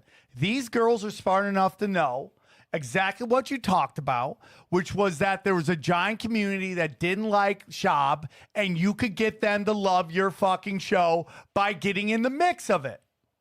Okay? Yeah. And Annie Letterman is super funny, but walk me to my car so I could suck her dick is literally nothing. It is nothing. Nothing happened. And I love her to pieces, but it's like when Kalila's like, it's just girl jokes, girl talk. It's not. Has Sam Tripoli not been around women? He's got kids, right? So I'm sure he's been around women before. Is he not familiar with women gossiping? Is he not familiar with women talking out of turn about people, especially men who have maybe done them wrong in the past life? If he's not familiar with women in general talking bad about anyone, the fact that this is like a new thing or something that he thinks like shouldn't be said by a group of women is absolutely insane. Legitimately insane. And like I mentioned beforehand in another show, if you're a guy and you decide to throw your shot at somebody, you decide, sorry, is it throw your shot? Yeah, decide to throw your shot. You don't have control of the story anymore. You both kind of entered into like a silent agreement that you've kind of shared this occasion together. And if that person decides to out you or decides to just tell a funny story about you being a terrible date or you maybe having a terrible pickup line, you just have to take it. You don't have the authority to say, no, you can't say anything, because no, you basically gave him the right to say it by basically, propositioning them whatever you proposition. No one's saying you can't go up to somebody and say, walk me to my truck. Do what you please. Even if you've got a wife, even if you've got 7 kids, 17 baby mothers, do whatever the hell you want. But that person also has a right to say whatever they want about the interaction. There's nothing wrong with it whatsoever. The only slight thing you could say might be slightly wrong, you can criticize them about it, is maybe Kalila. Because Kalila's with obviously Bobby Lee, and Bobby Lee's always been somebody that's very worried and really anxious about how he's viewed in the comedy scene, and he's clearly somebody who is afraid of confrontation. He's clearly somebody who feels like maybe he gets bullied and intimidated by all the other kind of jockey kind of comedians out there, and bloody blah blah blah. So maybe if you're dating someone like that, you should be a bit sensitive about how you talk about his peers, because you don't want it to affect him in his kind of real life when he goes to the stores and the comedy. It's not that big of a deal, but I mean, if there's one criticism you could say, is maybe Kalila maybe should have been more attentive or aware of how it could affect Bobby Lee. But still, it doesn't matter. Some women on a podcast talking about how a shitty dude tried to hook up with the both of them, it's still what it says on the tin. It's more about the shitty dude. It's not about the women that spread the story. That's the insane thing that I don't understand. And again, there's something so unhinged about all these men in the LA comedy scene falling over themselves to try and defend Brendan Schaub with this crazy thing that happened. Again, some minor things, not that even big of a deal really, but defending something like this shows how weird that scene is, because it's only because he's connected to Joe Rogan. If this was some random dude, they would be laying into him, but because he's connected to Joe Rogan, they want to keep that connection sweet. So they're trying to bend the rules. They're trying to twist their backs. They're trying to make any kind of weird argument they can to make it make sense, but it doesn't make sense. He did a shitty thing. The girls called out on the podcast in a funny way. If he was smart, he would have just pretended it didn't happen, and he would have just been able to continue on trog-walking people from all over the country. But he decided to try to engage, to try to fight it, to try and make up that weird redacted story about Bobby Lee starting the flipping Fighting the Kid subreddit, and it turned into an absolute shit show. It's not really that big of a deal, but all of this is so weird, the defending of it. It's just bizarre. It's like, why even get involved? It's not that big of a deal, just move on. But oh, yeah, Sam, what are you doing, brother? Yeah, if it was, you wouldn't be here. What should have happened, in my humble opinion, is that Kalila should have gone, dude, it was a joke and it's gone too far and I'm sorry. That's how it should have ended. That's how it should. What? Do you know how that insane that sounds? Do you know how insane that sounds? A married man should get apologized for what? Because the other lady dared to bring it up. What? Should have ended. Yeah. Schaub is either too nice or too slow to be in He went to that Bobby Lee podcast with Kalila. He went to a gunfight with a spork. Okay? Dude, she was like an attorney, the way she walked through that. Not her everything she case. said was accurate. It doesn't matter after It doesn't matter, but it wasn't accurate. I mean, she shredded him, honestly. I'm just going to tell everybody something about this 300 pages. Okay? I've talked to a bunch of people. All I'm going to tell you. Say what you're talking about, though. So there's 300 yeah. pages of evidence is that. And I love Sam Tripoli, but the conspiracy, if he's going to get involved in these 300 pages and tell us that they exist, I'm going to blow a gasket. Oh my God. So that theory I had a theory that the 300 pages that Brendan was supplied with was real. But I have the theory that the person that supplied it to him basically scammed him and conned him into believing that they were anything. Because he's so redacted and because he was such in a frenzy to find anything to sort of distract away from what was going on with the drug war thing and the Kalila thing, he just latched onto it. But the 300 pages don't prove anything. It's just, HTML source code from a fucking public website. Do you know what I mean? It's just flipping right click, view page source or whatever, inspect element. But it does exist, but he just got fleeced in the same way he got fleeced with those cats that he's meant to buy, those anti-allergic cats, whatever. But if Sam Tripoli's endorsing these flipping 300 pages, this is a bad sign. And they've discussed it, that a bunch of the stuff on the subreddit of the Firing the Kid came from an IP address. Well, you're saying IP addresses, but all that I've seen Schaub mention is that that it was linked to somebody with an email that was at tigerbelly. Whatever their URL is, their domain. That's all he said on the record. I thought it was talked about an IP address. I've heard IP address. Maybe I missed Maybe it. I'm wrong too, which is fine. Because he kept. You know what's redacted? Both scenarios don't even matter. Even if there is an account with the Tiger Belly's user, with the Tiger Belly email address that only Tiger Belly staff would know, posting on the flipping Brendan Schaub subreddit or the Fire the Kid subreddit, what does it matter to the allegations that were laid on that podcast? What does it matter to what Kalila and flipping Annie Lederman said? What does it actually matter to the whole thing? It's the stretch from going from there's one account on that subreddit posting disparaging stuff about Brendan to saying somehow that one account is responsible for all the thousands of accounts on there. 70,000 plus people on that subreddit. Not one person can influence them. Trust me, subreddits don't work that way. Mods can maybe sometimes kill subreddits, but for the most part, one person can't make everyone speak a certain way about somebody. It doesn't happen that way. So this mental gymnastics they're all doing to protect them from the clear reality of there is a large group of people on the internet who don't like Brendan and go after him every single day on that subreddit and highlight all his faux pas, and because he's redacted, he feeds into it and gives them constant material, because those guys don't create nothing out of thin air. They see stuff in real time, clip it, laugh at it, and continue about their day.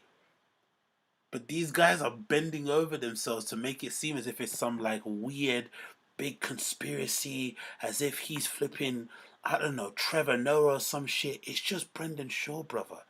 Fuck me, this is so insane. Kept asking them during that podcast, is it possible for someone to create a Reddit account with an email address at tigerbelly.com without... Here's all I'm going to say about the 300 pages, based on people I've talked to. Yeah. The people that found the 300 pages. What are the pages? Why is it 300 pages? Is it just that account and everything they posted, you think? Yeah. Okay. I haven't looked at the 300 pages. So why are you saying yeah and you say you haven't looked at it? So these guys, they're so pussy. If you're gonna defend Brendan, die on that hill. I've seen the 300 pages. From what I've seen and what I've been able to deduce, that's legit. It's real. Kalila's a lying bitch. Annie Lederman's a clout chasing whore. Come out and die on that hill. Don't pussyfoot around the pages that I've not seen yet. I've seen it. They are such pussies. And again, this is the funny thing about it. It took 3 women to come out and say something semi-truthful, semi-funny, whatever you want to paint it out to be, before other comedians felt it to be safe enough to come out and say something funny or insulting about Brendan's stand-up special, about his comedy in general, not even about him as a person. It took 3 women Maybe 2, you'd say, because maybe Esther wasn't really involved in terms of saying anything about Brendan. But these 3 women, in terms of a collective, it took them coming out saying something before suddenly the male comedians got any courage to just take the piss out of Brendan's comedy. Not say anything about his personal life, not talk about some of these retracted point of views, just to take the piss out of his comedy. It took 3 women standing up. And now this guy's going out of his way to protect his master, to protect somebody that clearly he feels like has some sort of monetary... Because that's the only thing that can explain it to me. Nothing else would make me want to jump out of a window for another man in this way if it didn't involve money. And even then, I still wouldn't do it. Like, you're a grown-up. Like, defend yourself, bruv. And if you did something fucked up, I'll tell you fucked up. It's not that big of a deal. Just say sorry and move on. I'm just telling you what I've heard. This is like Clinton documents or something. But listen to me. What I've been told is that the people who got these documents do not like being called a liar. Okay. So who are they? Are they the fucking CIA? Is that what you're fucking saying, mate? Who did you get involved here? Who's involved here? NCIA. Who's involved here? Please tell me. Who? Is it the Met? Is it the police force here in the United Kingdom? MI5? Is it our Secret Service? Come on. Jesus Christ, these people, man. Which makes me think that people think there's rules to this shit and that people are following rules. And that's all I'm going to say about it. What do you mean by that? That's all I'm going to say about it. It doesn't sound like they... okay. Yeah, There's rules, I wonder how they got rules, these and then there's people who work outside the rules. That's what I'm trying to say. All And right. this is based on just energy, bro. What does that even mean? Is he trying to suggest that maybe the people that got the evidence got it outside of normal methods, and if they reveal it, it's going to show their methods, and it might maybe compromise them? I don't know. I'm trying to make sense out of a flipping Looney Tune. That part is just energy. But all I'm going to say is I love Bobby Lee. I have none but respect for Kalila. Annie Letterman is my friend. This needs to stop. They keep doing shows on it, right? I mean, they did another show on it. And it's just Have they done another one now? Really? Yeah. That's so funny. And it's just like... They're doing Mondo numbers, I'm sure. That's what it's... And this is my problem. Is like, this is where comedy's going. It's becoming reality show. It's a reality show. Aren't you doing the same thing, though, by contributing to it, by making up these nonsense claims? If anything, and that's your friend, you just won't talk about it so that the tension goes away from it because you're somebody of promise. You're somebody of some level of prominence, right? I'm a nobody. I'm commentating on what you're saying because you're related to them, Brendan Schaub, in some way, shape, or form. You're in that sphere. You live over there. You're part of that community. So if you say something, then I will react to what you say. But if you don't say anything, I've got nothing to react off of. And guess what? The news cycle moves on. But these people are so quick and so ready to jump on and defend. Because, again, this is why I've always said from the outset. I think if you're a stand-up comedian and you move to LA, or especially beforehand, I think you really owed it to yourself to try your hardest, your absolute darndest, to try to get into Joe Rogan's good graces. Forget trying to get an agent. Forget trying to get a manager. Forget trying to get a pass at the Comedy Store. Forget trying to get a Netflix special. Just try to be Joe Rogan's friend. Try your best to make Joe Rogan laugh. Try to be your best to be a person that he maybe confides in, somebody he doesn't mind hanging out with after the Comedy Store in the car park, all that stuff. Legitimately do that, and your career will be Gucci.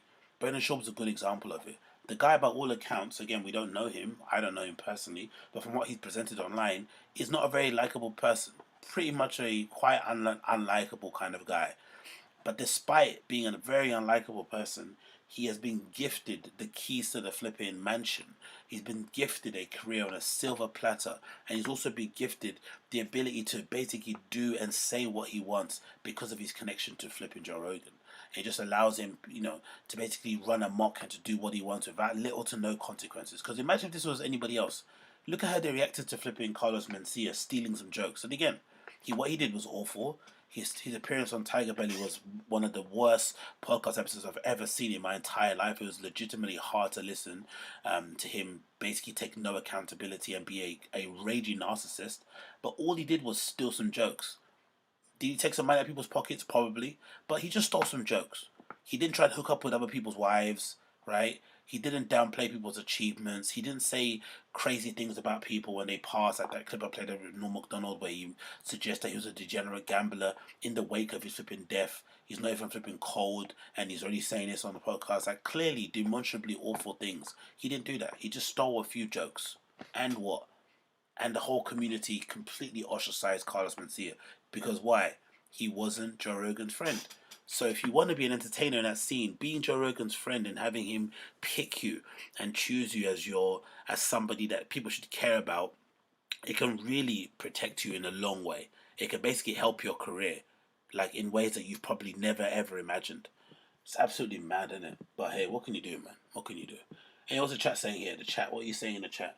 The chat's going off. People are arguing. Are people arguing in the chat?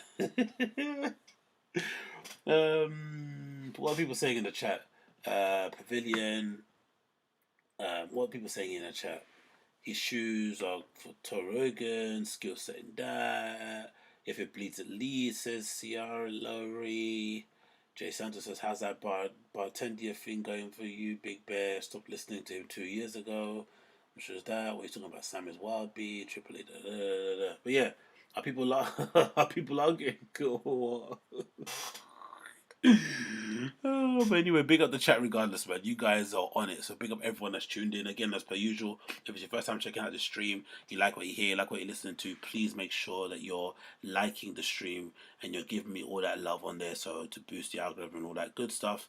And of course, if you like and enjoy what you hear throughout and you want to check back and, you know, check out some other parts of the show that I do on my own channel, then make sure you subscribe.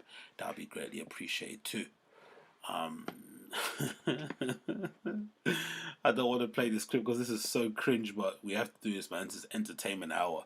So this is a clip taken from a channel called Depressing the Optimist.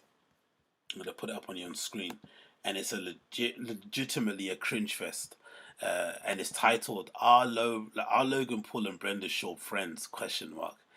And it basically takes some clips from Brendan Schaub's recent appearance on Logan Paul's show, which was an absolute car crash and something that they clearly, I wouldn't say, maybe it was a last minute thing. Maybe it was because there's been a lot of time in between the last episode, and since then, Brendan's reputation online has kind of diminished, and maybe his fan base is sending us clips of Brendan. But the energy was really weird between them on the show, between Logan and Brendan, and I felt bad for Brendan watching the interview. I'm not gonna lie, man. He was getting laughed at times. He was getting mocked. You know, those three guys, Mike and the other guy, I forgot his name. They clearly, you know, are in a space where they don't need Brendan Schaub's cosign. They don't care about Joe Rogan. They live in their own reality, and they're just enjoying, you know, being young millionaires, living in LA and just doing whatever the fuck they want. And they clearly had that energy throughout the entire show, and it was just horrible to see, for once, Brendan in a space where he wasn't able to kind of, swing his cock around or whatever it may be. But yeah, it was brutal. So this is a kind of a little bit of a really cool compilation clip that this channel put together. I'm going to play it, and hopefully you guys find it as funny as I did.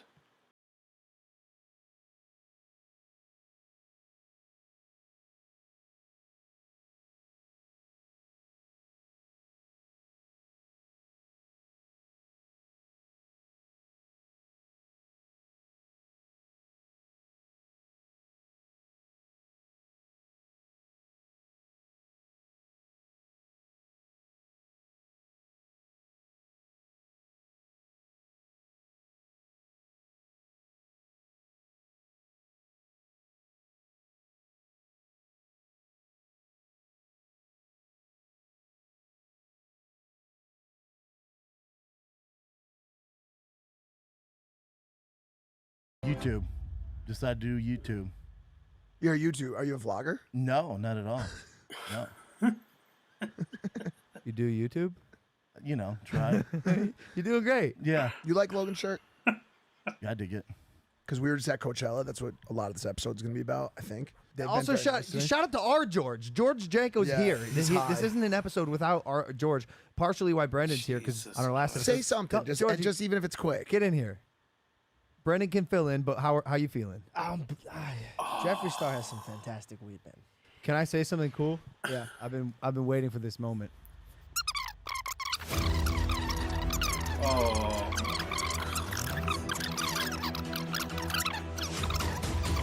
We got to go to dinner, bro. Yeah, sorry guys. So where can they watch your special? Thanks, man. Thick Boy YouTube called the Gringo Poppy. Fantastic. Kevin, how do you feel about that? He's Mexican. Yeah, we'll see. He goes, I haven't heard the jokes. Some Flamin' Hot Cheeto jokes in there, shit like that. You'll like it, man. Well, Yeah. guys, thank you for listening to this episode of Impulsive. We love you. We'll see you next week. Hit that subscribe button. Peace.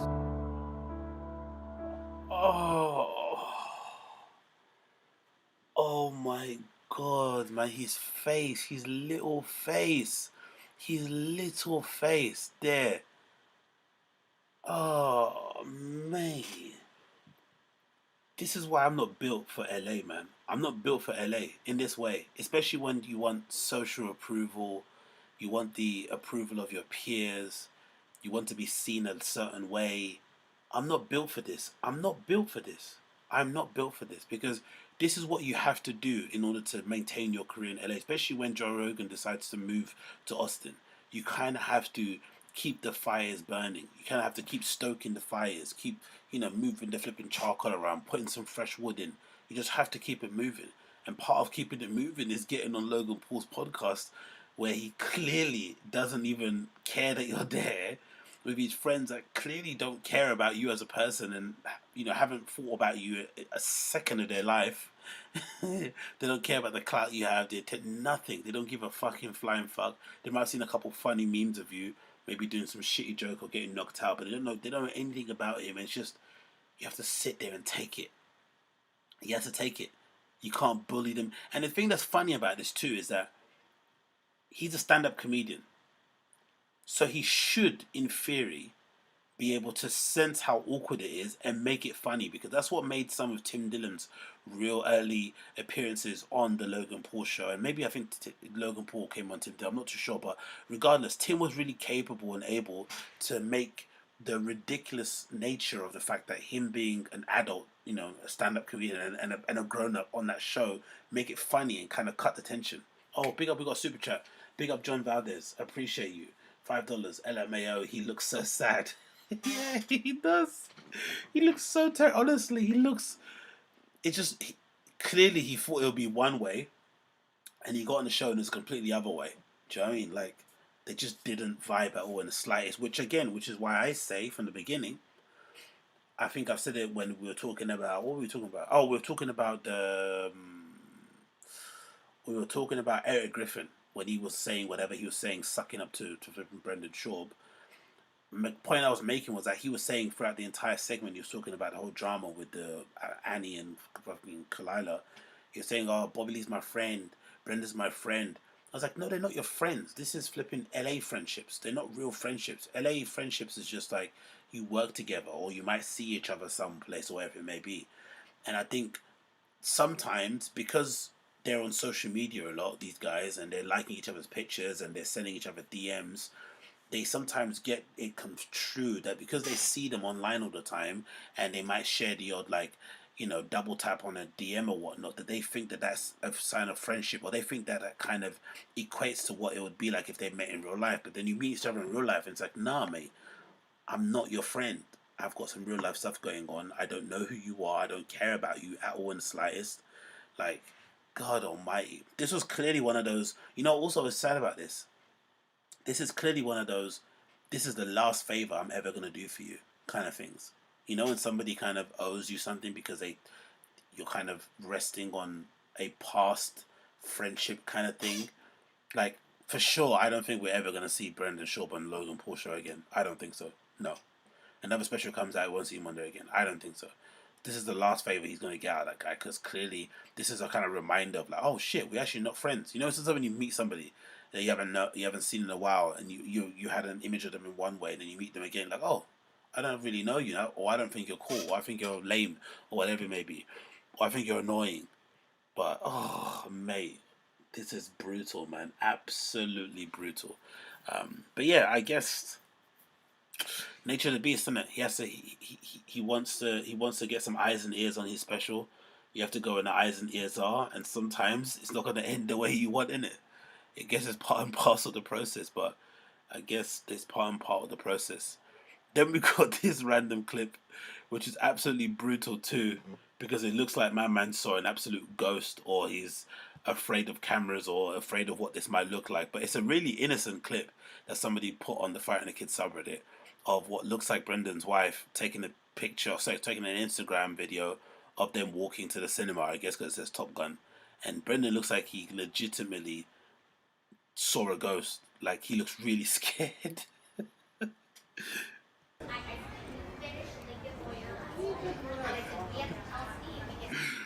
What's that? Scared or annoyed? What do you guys think? More so annoyed, isn't it? Maybe it's annoyed. Maybe it's what we've all had, where you've had an argument with your spouse in the car or on the way there beforehand, and then they start asking you a question about your week, and you're like, what the fuck?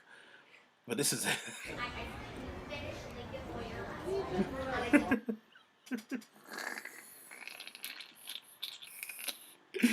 He's so pissed off, man. Look at his face. He's not happy. That's not a happy camper, isn't it? That is not a happy camper. But can you imagine what that must be like? Look at this. Can you imagine how flipping horrible it must have been the last couple of weeks or the last couple of months or whatever it must have been? Like, because I just, honestly, I can't for the life, I know I've said it many times already here before, but I can't for the life of me understand why he even addressed the whole Kalila and Annie thing in the first place anyway, even in a passing way. He should just pretend like it didn't happen. Every interview he did just pretended like it wasn't a case, like, because obviously the timing was horrible, because I think when they announced what they announced on Trash Tuesdays, I think that was around the same time he was promoting his special, so he had to go on a press run, and then slowly those things are going to come out anyway. But for the most part, he's done really well, I think. Again, this is giving Brendan some credit. Let's give him some credit, guys. I think Brendan's done a really good job until this point to essentially ignore the subreddit. He ignores the subreddit. It doesn't exist.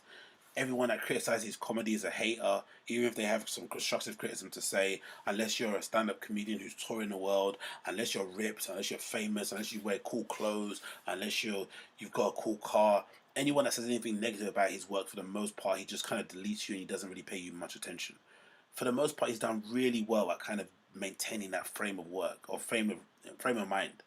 But for whatever reason, these two allegations, these two innocent stories from these two ladies broke through.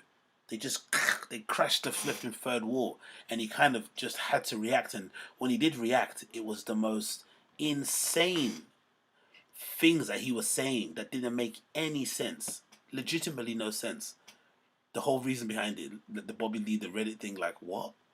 What's someone saying to me here? Dane Payne. Why does Brendan keep letting these kids pick out his clothes? I got no opinion. I just think it's just hilarious how scared and upset he looks. And man, thoughts and prayers to flipping the Mexican, innit?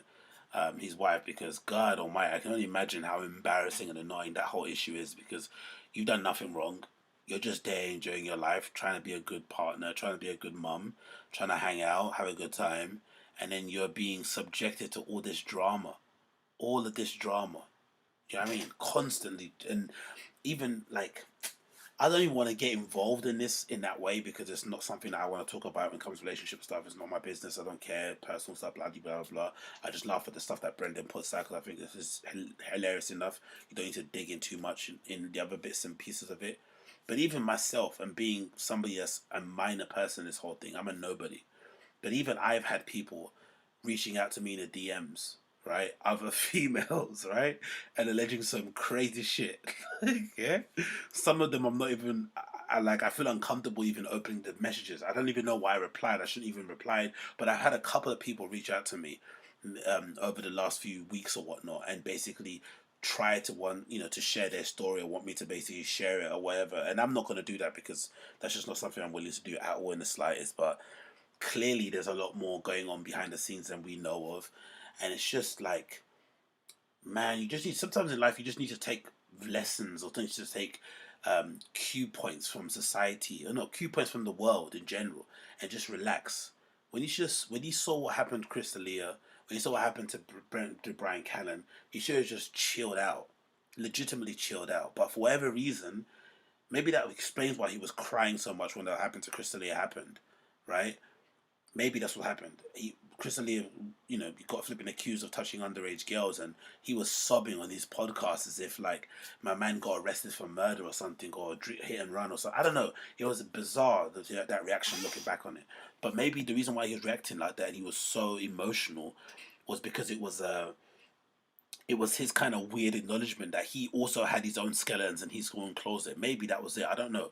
But regardless, man, he needs to just relax. Hopefully this is a point that he doesn't wake up and just be like, you know what? Just number one, because again, the stand-up special, we didn't like it. We all thought it was terrible. But it still got 1 million views. He still got loads of engagement from it. He deleted all the comments like an idiot. Doesn't make any sense, but whatever. Let him do that stuff. But he's still the talk of the town. Probably one of the greatest press runs ever in terms of a comedy special I've ever seen in my entire life. He got what he needed to get out of it in terms of the eyes and the ears. In his head, he still think he did a good job. Cool. Just focus on your fans. They clearly still like you. They love all your Thick Boy merch. They like how you talk about your dick all the time on shows, and you know you don't analyze fights and stuff. They love all the things that we think are bad. They like it clearly because he's got fans. Just double down on the fans and focus on that. Your family, your friends. That's it. You're never gonna change the narrative online and become the good guy everyone roots for, become the lovable douche. That ship has already sailed. But just relax, because these streets are mean, and if he keeps acting like a douche, what's going to happen is that most likely these girls who've been reaching out to me are going to probably reach out to somebody way more popular who has less morals and principles than I do, who just wants to, you know, have a laugh and point fingers, and they're going to lay into him and say some stuff, and it's going to be really peak. And you know, look, I don't know. I'm just saying. I don't know. What do I know? Let's get what people say in the chat. Jake 12213 says, I know you have a really good fashion knowledge, Ag. What do you think about Schaub's fashion? Personally, for me, I just think he looks like an adult hypebeast. In the baddest sense, in the worst sense possible, because I don't necessarily think he has any personal style, because he just wears what's kind of trendy. The only good thing he does mostly, is that he wears good t-shirts for his frame. He does tend to get decent t-shirts that fit his frame and stuff. You rarely see him in a t-shirt that makes him look frumpy. They're always pretty well, you know, put together. Maybe they're stuff that he gets made, maybe he buys them from a certain place, but he's definitely got too much adult hypebeast vibe for me. And I think there's nothing wrong with wearing his trainers at all, because I've seen people, even myself, I've got pretty loud trainers in my collection, but there's a way to wear your trainers when you get to a certain age where you don't look like a ridiculous person. That whole backwards cap thing, the beanies all the time, it's just a bit too much. Just relax with some of the things. You don't need to be wearing skinny jeans every day. You don't need to be matching your trainers with your outfit all the time. It just looks ridiculous. It looks insane. But again, we have to give him a bit of leeway here because he lives in LA. LA, for the most part, is like an adult playground. And it kind of allows you to kind of suspend your adulthood. You can basically live like a Peter Pan type character in LA because essentially it's an adult playground. So because of that, people are indulged in their personalities and the way that they dress and how they carry themselves way more than you would be in a regular way of life. Do you know what I mean? So he's kind of just trying to fit in where he is. But I do think sometimes he dresses quite ridiculous, but most of it has to do with because he doesn't necessarily have any point of reference. There's no real sense of style there. It's not like he's wearing this stuff because he really likes it. He's wearing it just because it's cool and it's going to make him look a certain way, but it's not because, you know, it's not because of anything else. And again, and another thing, just as a slight of a front on this, as we can all tell, the whole small beanie hat thing, it doesn't work. And I know it doesn't work because I have a big head myself. I have a massive head, huge head, right? And I know that wearing those hats looks cool on other guys who have tinier heads and are way skinnier than me, especially frame-wise. It looks amazing, right? They got the little hat on, they got the little moustache with their tattoos on, and got those little glasses, maybe they're rimless, whatever they may be. They look super cool. Hipster guys, you might call them fuckboys, whatever. You know, most of those guys will probably fuck all of our girls, right? They're really cool looking. But unfortunately, it only suits a certain type of person. It's unfortunate. Some guys have the hair kind of hanging out from the underneath, but it just doesn't suit him. It kind of just looks like a flipping head condom. Do you know what I mean? It looks awful. It doesn't do what he thinks it does on him. He'd be better off just wearing a normal beanie hat. Honestly, a normal beanie hat would probably look way better, or just wearing his hair out, even if it's got a bad head day. It doesn't really make any sense, that whole thing that he does. It's really, really bizarre. But again, who am I to tell him that? Who am I? Moving on. We've got another funny clip here that someone put together, a compilation. And it's called the Destruction. Well, that's a funny line. That's a funny line. I like that. The Destruction of Papa. Of Bappa, sorry, Papa, I'll say Papa, Bappa. This is courtesy again of the Fire and the Kids subreddit, so we're going to check this out because I thought this was pretty interesting too. Let's get it full screen. Yeah, let's play this.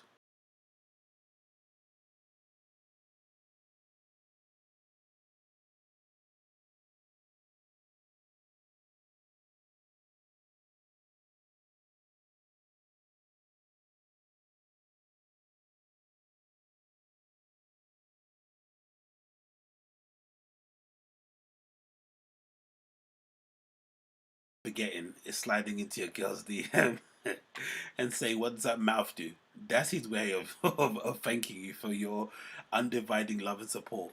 What does your girl's mouth do, though? Try to.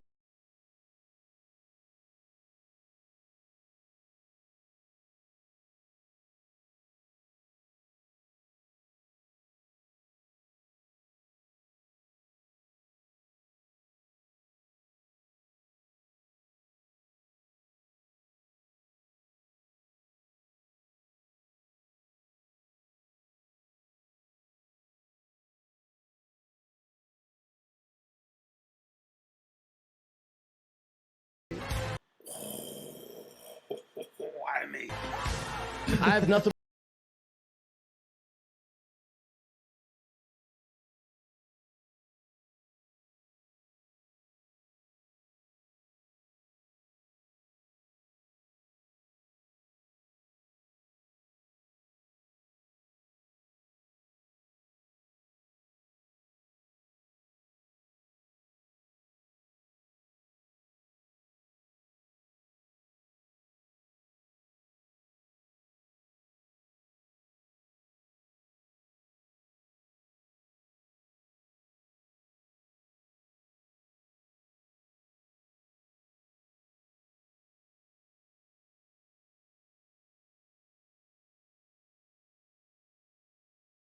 And that's fine. This is everybody in there. This is my family. Yeah. So if you're coming to me saying you're not responsible, but your team is, you're coming for my family. I've been with these guys for 8 years.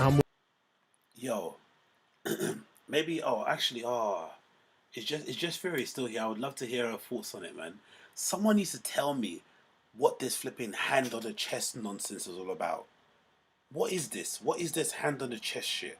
Because he was doing it since the flipping show, since the Flagrant 2, Schultz's podcast. He kept doing the flipping hand thing on the chest. Is that a way to kind of feign sympathy, compassion, understanding, relatability, make it seem as if you're taking accountability? Like, what is this weird hand thing?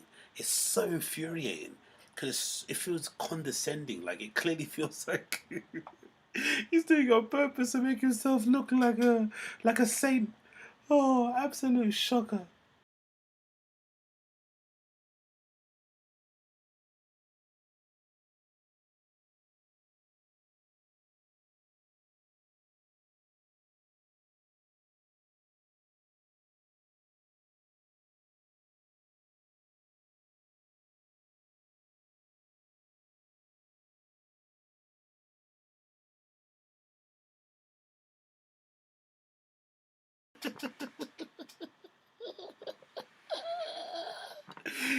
Oh, this clip is so horrible. You do YouTube? Look at Mike's face.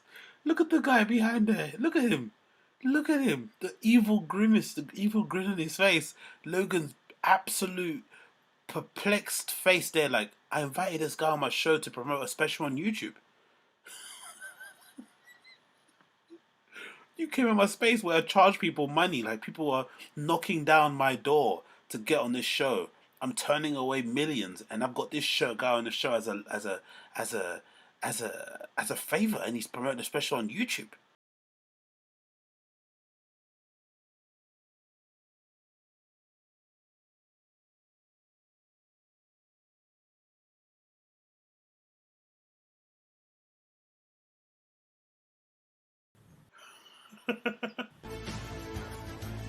Like what? Like Oh, please go back again, please. define bullying for me.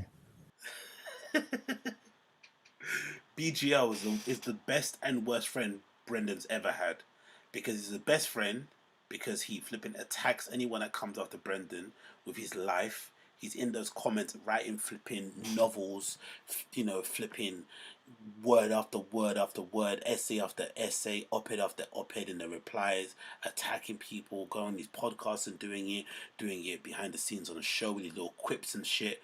But he's also the worst friend because he got Brendan to utter one of the most redacted things I have ever heard in my entire life in the light of what's happening. Imagine all this is coming at you, and one of the gotcha moments you think you've got in terms of maybe rebalancing the scales and maybe having people feel a little bit sympathy for you is saying this. Meaning, define bullying for me.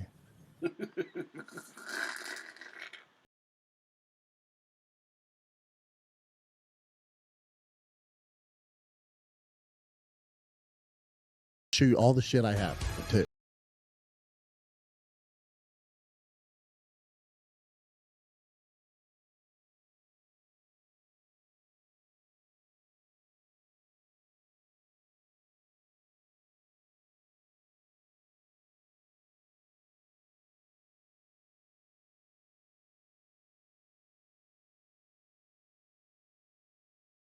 Brilliant. What a brilliant clip, man. Big up PF Chang's, big up all the homeless cats. Absolutely doing the Lord's work over there, man. Absolutely. Too much time spending listening to Brendan Schaub talk can absolutely rot your brain. I'm definitely proof of that. Moving on quickly. What do I talk about here? Oh yeah, let's talk about this. Let me not bury the lead. Another thing I wanted to talk about quickly. Do you remember when I kept mentioning on this show how I thought the flipping sandals that flipping Bryan Callen was wearing were ridiculously offensive and they were driving me insane because of the lack of respect that it was showing for him getting on that podcast and putting on sandals and flicking his toes around in front of the camera and thinking that he was actually doing something, that he's grand old age, that he'd leave the house in a pair of skinny jeans and a hoodie, but he couldn't bother to put on some shoes. And it used to drive me crazy, and it still does, because it's like, come on, man, you get paid thousands of dollars to do this fucking podcast that is on its knees, that's a shadow of its former self that was once great and is now a complete shell of itself, right? You've now kind of decided to be an absolute cuck, right, for this flipping Brendan Schaub guy at a time when I used to like the show, they were quite cool because there was some level of parity going on between them. They were both trying to strive and succeed in their own careers in the same time. But the moment Brendan started selling more fucking tickets than this Bryan Callen guy, he suddenly started cucking for him and trying to be his personal cheerleader with his pom-poms on and his short shorts. Absolute redactedness and horribleness stuff, right? And then, of course, he gets accused of rape and then he turns into a complete cuck for Brendan. And it's awful to watch in real time. Cool, that's one thing. But then coming on the podcast and putting on flipping sandals, leather sandals, ugly brown leather sandals, not even cool Havaianas or whatever they're called, right? That those kids wore in the movie City of the Gods, where you're running around the streets of Rio de Janeiro playing soccer and eating watermelons and taking baths and hooking up with hot girls. No, horrible brown leather sandals that the type of person who carries a flipping, handgun with a flipping Bluetooth headphone set would have on as they're perusing around the flipping aisles of Walmart. Those kind of ridiculous, horrible sandals. And you know what makes it horrible? It's absolutely a collaboration. That's why he's wearing those horrible sandals all these weeks. So all this time that Brendan has been going through this public spat where he's been fighting for his life, right? In terms of what's going on with Kalila and Annie, this guy was promoting these flipping horrible laser-etched brown sandals on his podcast because there's something that he's done as a collaboration. That's what they are. There's a collaboration. They're flipping ethically sourced flipping sandals. These sandals do not contain rape. These sandals do not contain sexual harassment. They do not contain sexual assault. These sandals are friends of the Me Too movement. Look at these shits. This is what the caption say. The world's best flip-flops, vintage dragon design, Herman oak leather, ethically sourced elephant straps. Are you having a laugh? They kill elephants for this fucking pair of sandals that he puts on. How can you have an ethically sourced sandal that's also got elephant straps on it? I'm sure it's a design, but let's laugh and joke and flip and think about it. Maybe it is the skin of an elephant is being placed on his foot in order for him to parade around. It makes a lot of sense. Maybe these are the sandals that he got when he went to Afghanistan. Maybe these are the sandals that he got during that time, right? During that time as a kid running around the streets of Afghanistan while his dad flipping, allegedly or not allegedly, does deals behind the scenes for arms manufacturers and shit. Maybe this is what he was doing. Maybe this is what running around in these flipping sandals. What horribleness is this? Anyway, it continues. It's got a Vibram sole, allegedly. It's got a 550 labs of strength thong. What does that even mean? Are these sandals designed for Wings of Redemption or not? Are you telling me these sandals are this little elastic on the front of the toe could withstand Wings of Redemption's weight? Are you laughing? Are you kidding me? Are you telling me these sandals are designed for Joey Diaz? Or are they just designed for wispy types like Bryan Callen? Who knows? It continues. What does it say here? Ethically sourced leather. When we first heard about the exotic leathers, we soundly rejected the idea of using them in our products. Consequently, we were then... Who writ this? Is this a BGL product description writing? Consequently for sandals. Don't ever use the word consequently when you're talking about sandals ever again, okay? Don't ever do that. Consequently, we were then provided government documentation describing the importance of supporting these majestic creatures. We considered our research revealed that when an animal perishes, the game wardens are able to respond. So are you telling me this is ethically sourced because they take the carcass of a dead flipping elephant and then they flipping impart it on a sandal and send it to rich coastal elites to go and wear? This is ethically sourced.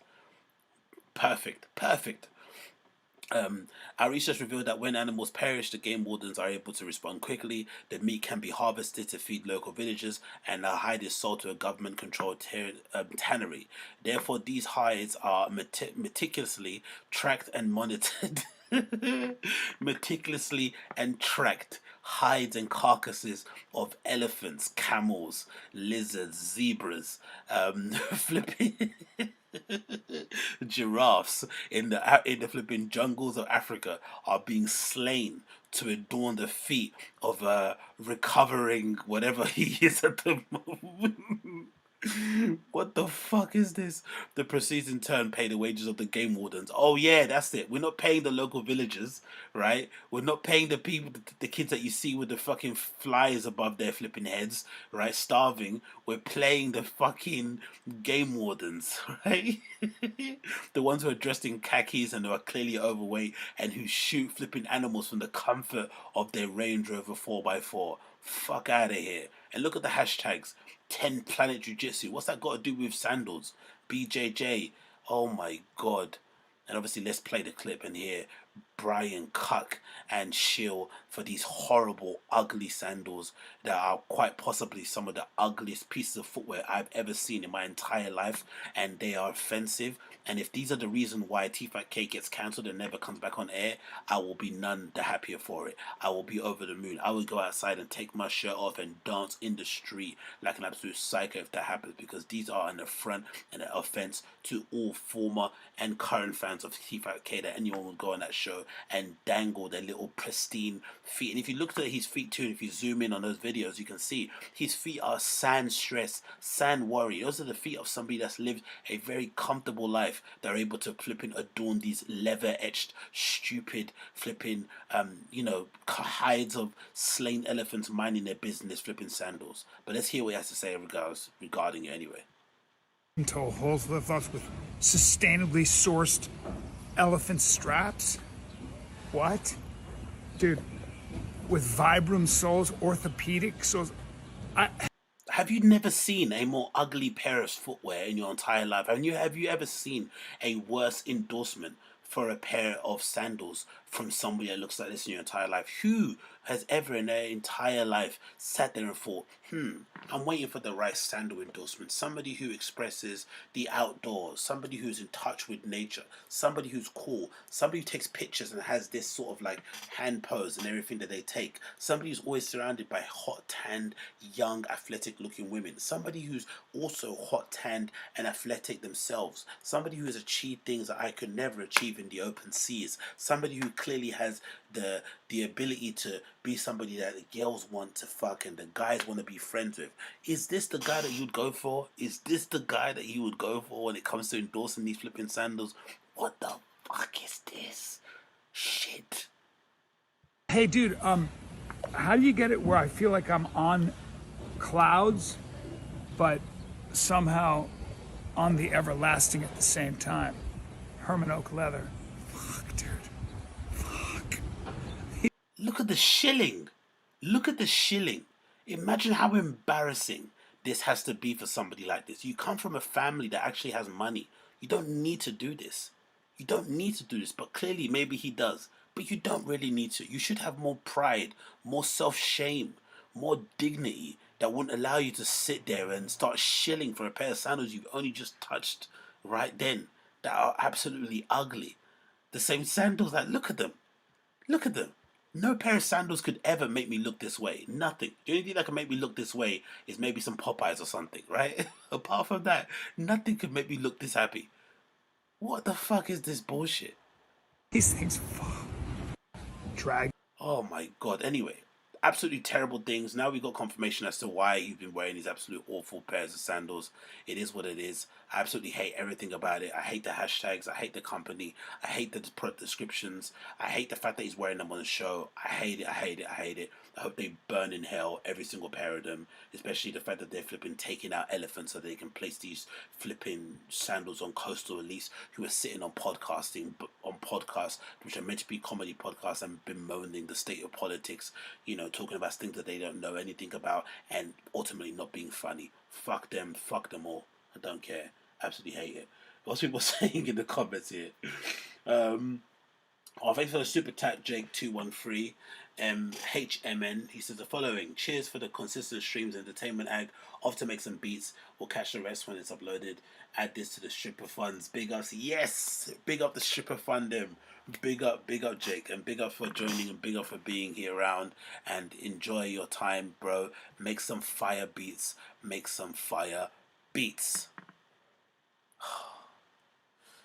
Honestly, I'm sorry. I'm really sorry, man. I know I'm getting worked up about something that doesn't really matter, but oh my god, man, so annoying. I hate everything about those sandals. I hate everything about that. Everything, whatever. Let's just move on. Next clip to play here is something called a PFC. Someone says here, Happy Memorial Day music. So let's see what people are saying here regarding this clip. Let's get it up on your full screen.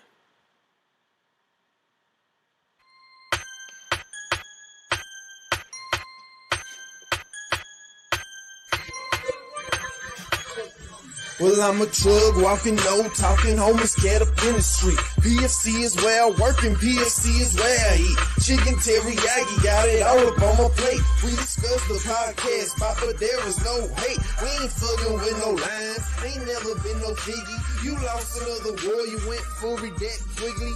Brandon ain't in waters, but he couldn't even talk. So we had to use a note to try to get a drug walk. Now wait a minute.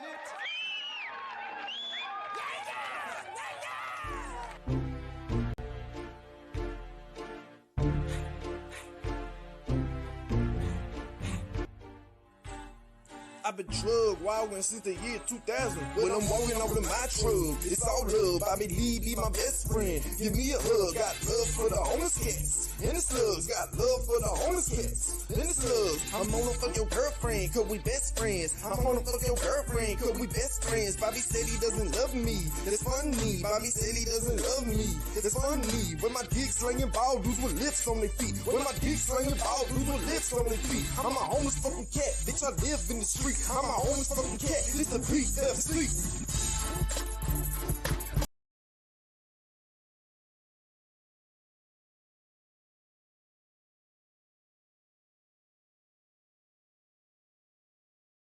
so bloody good and so much better than anything that unfortunately Football Production is able to put out at the moment.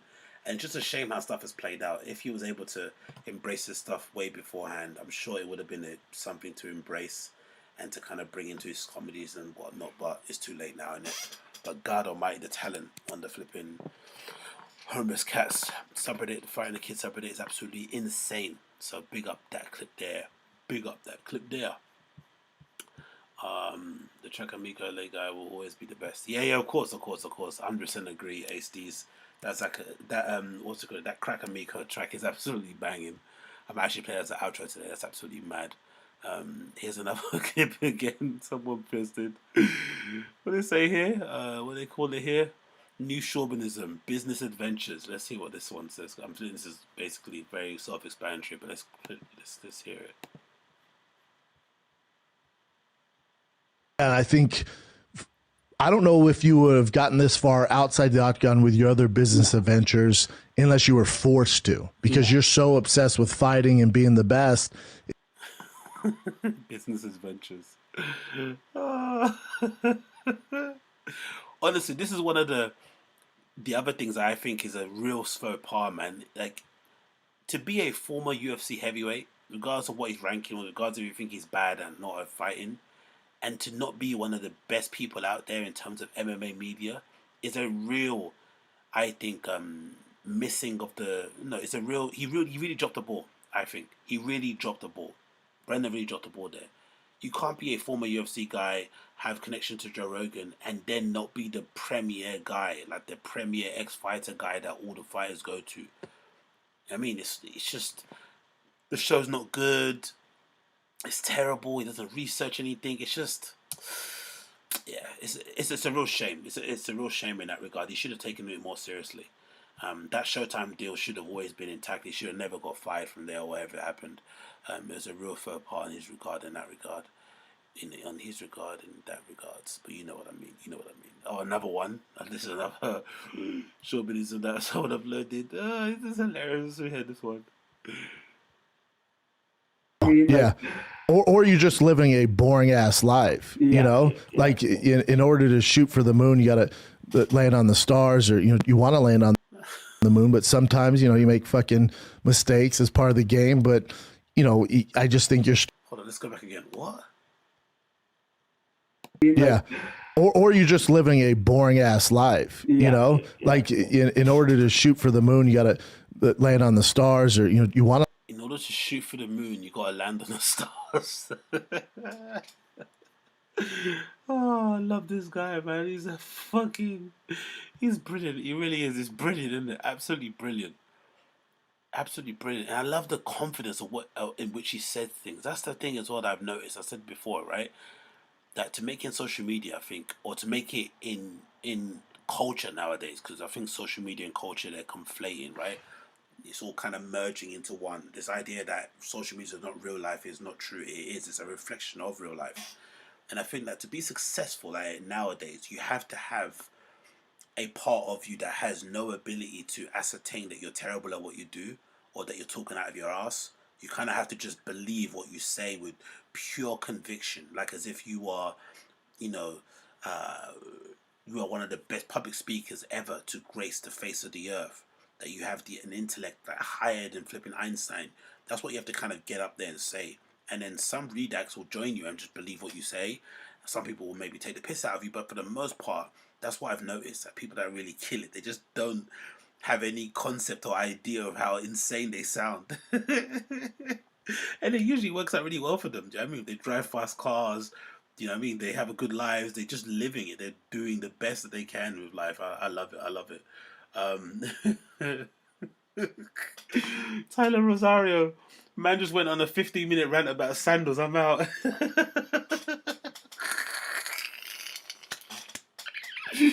I don't blame you, Tyler. Tyrell. A bit Tyler, or is it Tyrell? Tyrell.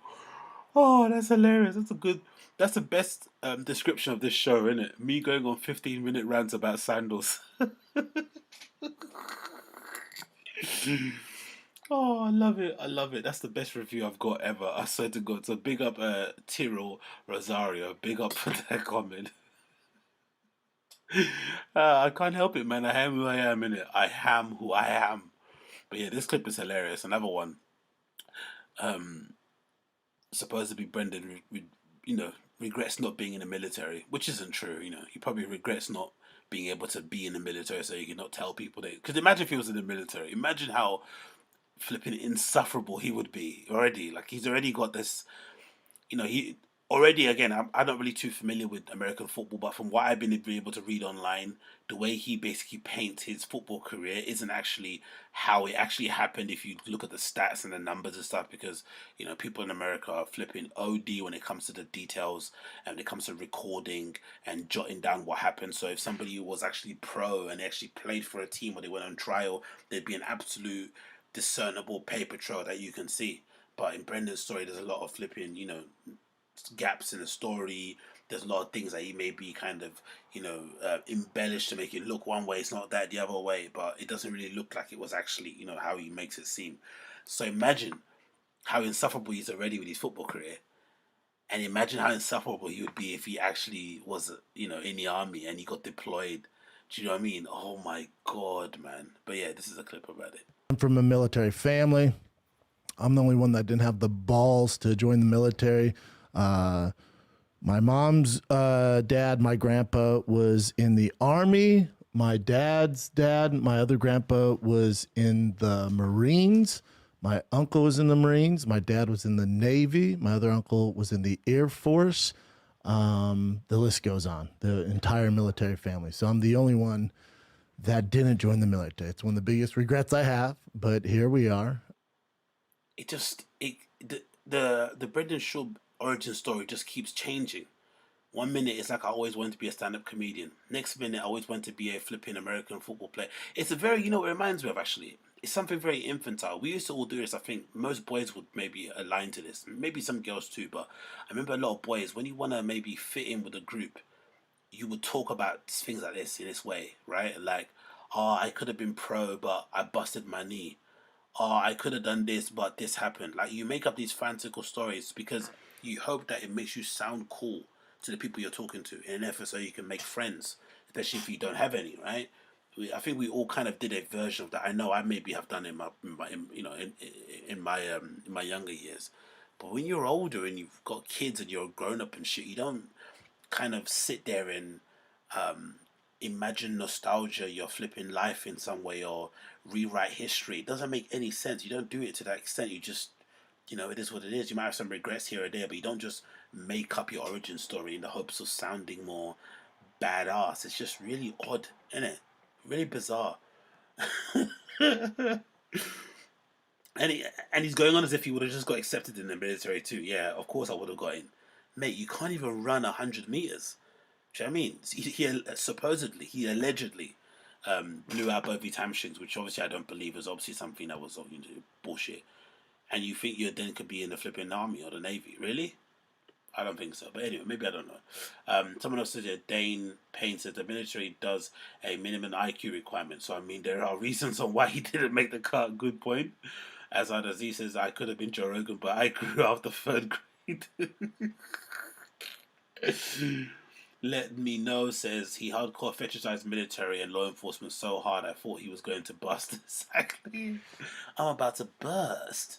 BBDRM says, so his whole family had a military background and yet his dad first said he should pursue football and then exactly. It doesn't make any sense. And we only hear about it now. When have you ever heard him talk about his family's military background? Especially that extensive. He's gone and said every basically male person in his family, even though, did you say his mum is British? So supposedly his mum's dad was in the military. But again, we don't know. Who knows? Who's going to corroborate it? Who cares? Just go off what he says.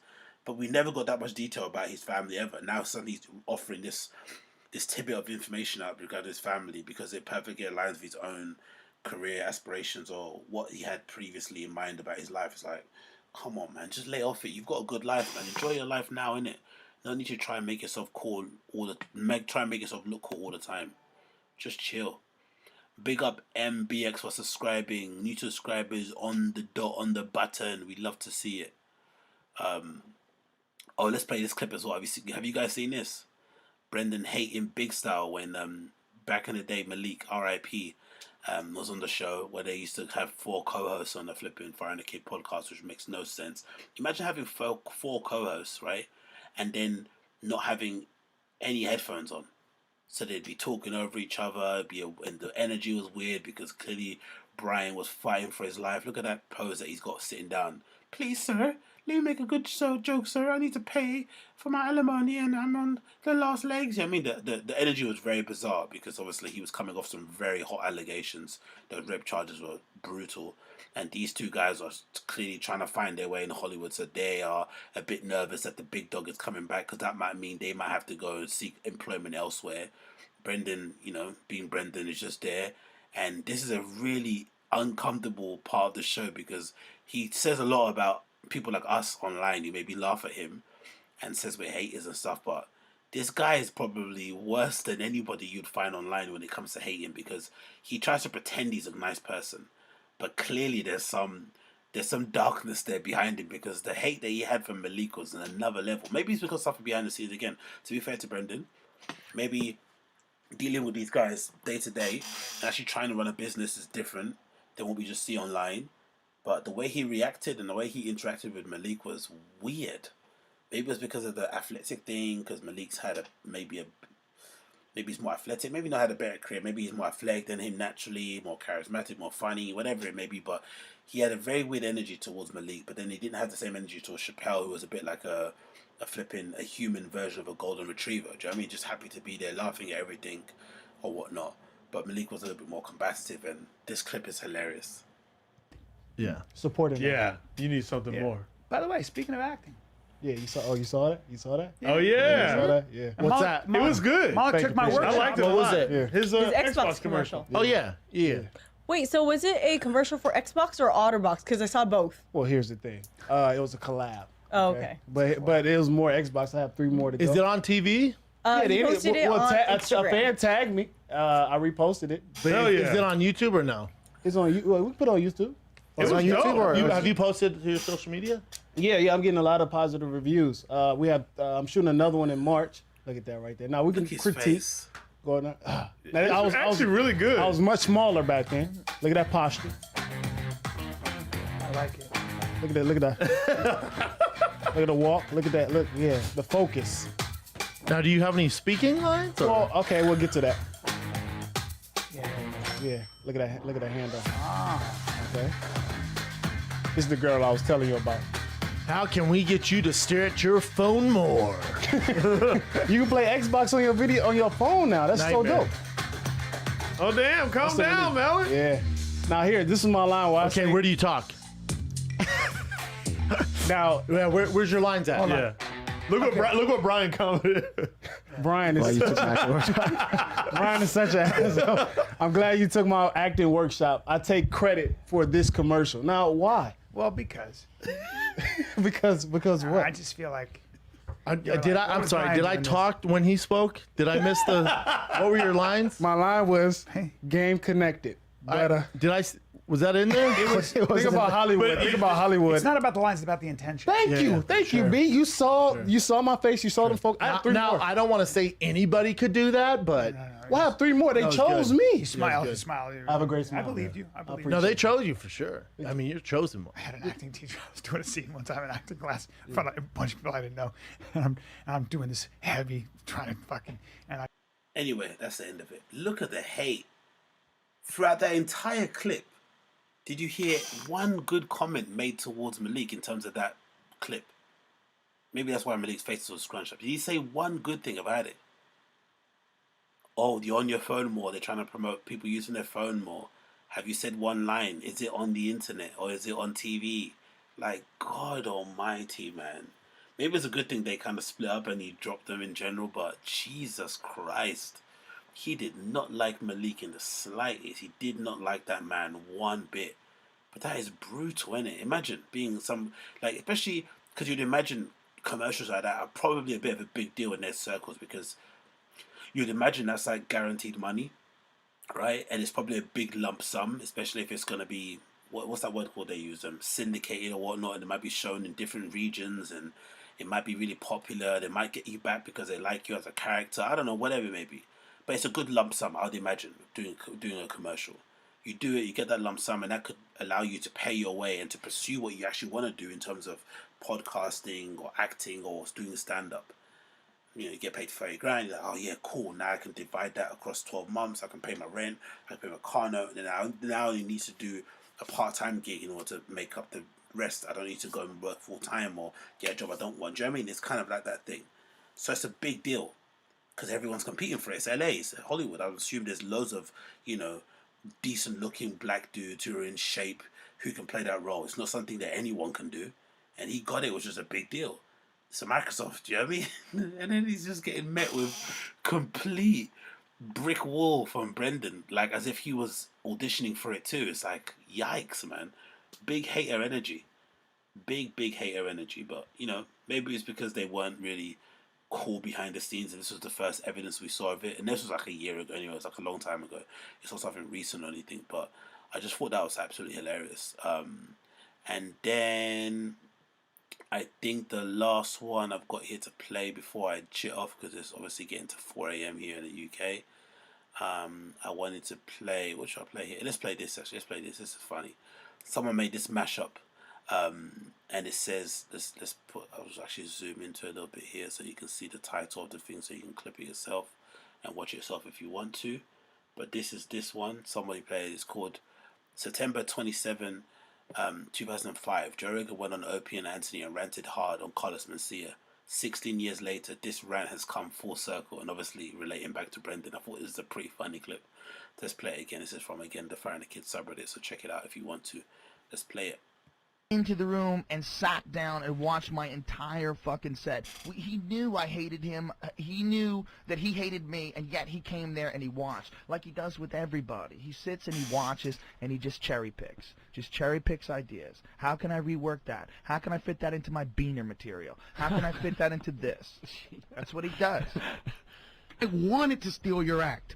I couldn't. So why are guys like Joe? And secondly, they can't do my jokes. So why are they saying that? Oh, Why- those jokes are so why- fucking why- hard to do. Fuck! Black people, fuck! White people, fuck! What's up, white people? Come on, take a joke! Fuck! Those jokes are so fucking hard to do. You fucking craftsman! You goddamn fucking genius! Would you compare white people to Mexicans? I married a Mexican, y'all. I married a Mexican. Because they're fun and they're spicy assholes. That's what that means.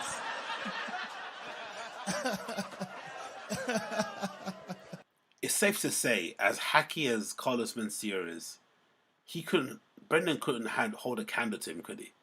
As hacky as Carlos Mencia was, he was a joke thief and clearly a bit of a garbage human being. But in general, if we're serious, bar for bar, set for set, special for special, Brendan couldn't come close to matching Carlos Mencia's ability to tell jokes, could he? Talent level, anything, could he really? That's what I said beforehand. I think one of the greatest things any stand-up comedian could do, this was prior to Joe Rogan moving to Austin, of course, forget trying to get an agent, forget trying to get past at a comedy store, forget trying to land a special, forget trying to get special on Netflix, forget all that shit. Try to become friends with Joe Rogan. It's legitimately, it will give you the keys to the Willy Wonka factory. You get a friendship with Joe Rogan, you become part of his inner circle, and it guarantees you a career for life, especially if you're a hard worker. You're basically protected forever. No matter what you do, people always think you're funny because you're Joe Rogan's friend. No one's ever allowed to come out there and criticize, or no one will be encouraged. No one will be given the attention that they probably should deserve if they dissect and break down why you're not funny. No one, because you're within that circle that he's in. Because what we've now seen what happens when you're outside that circle with Carlos Mencia. You get ostracized and no one speaks to you ever again. Obviously because he's a bit of a piece of shit himself and he didn't want to admit to him stealing, and even all these years he still doesn't want to admit to it, and he's a bit of a raging narcissist and maybe a sociopath, whatever it may be. But still, when you're in, this is what happens. When you're out, we see what happens. Fuck yeah. It's keto, bitch. Huevos rancheros.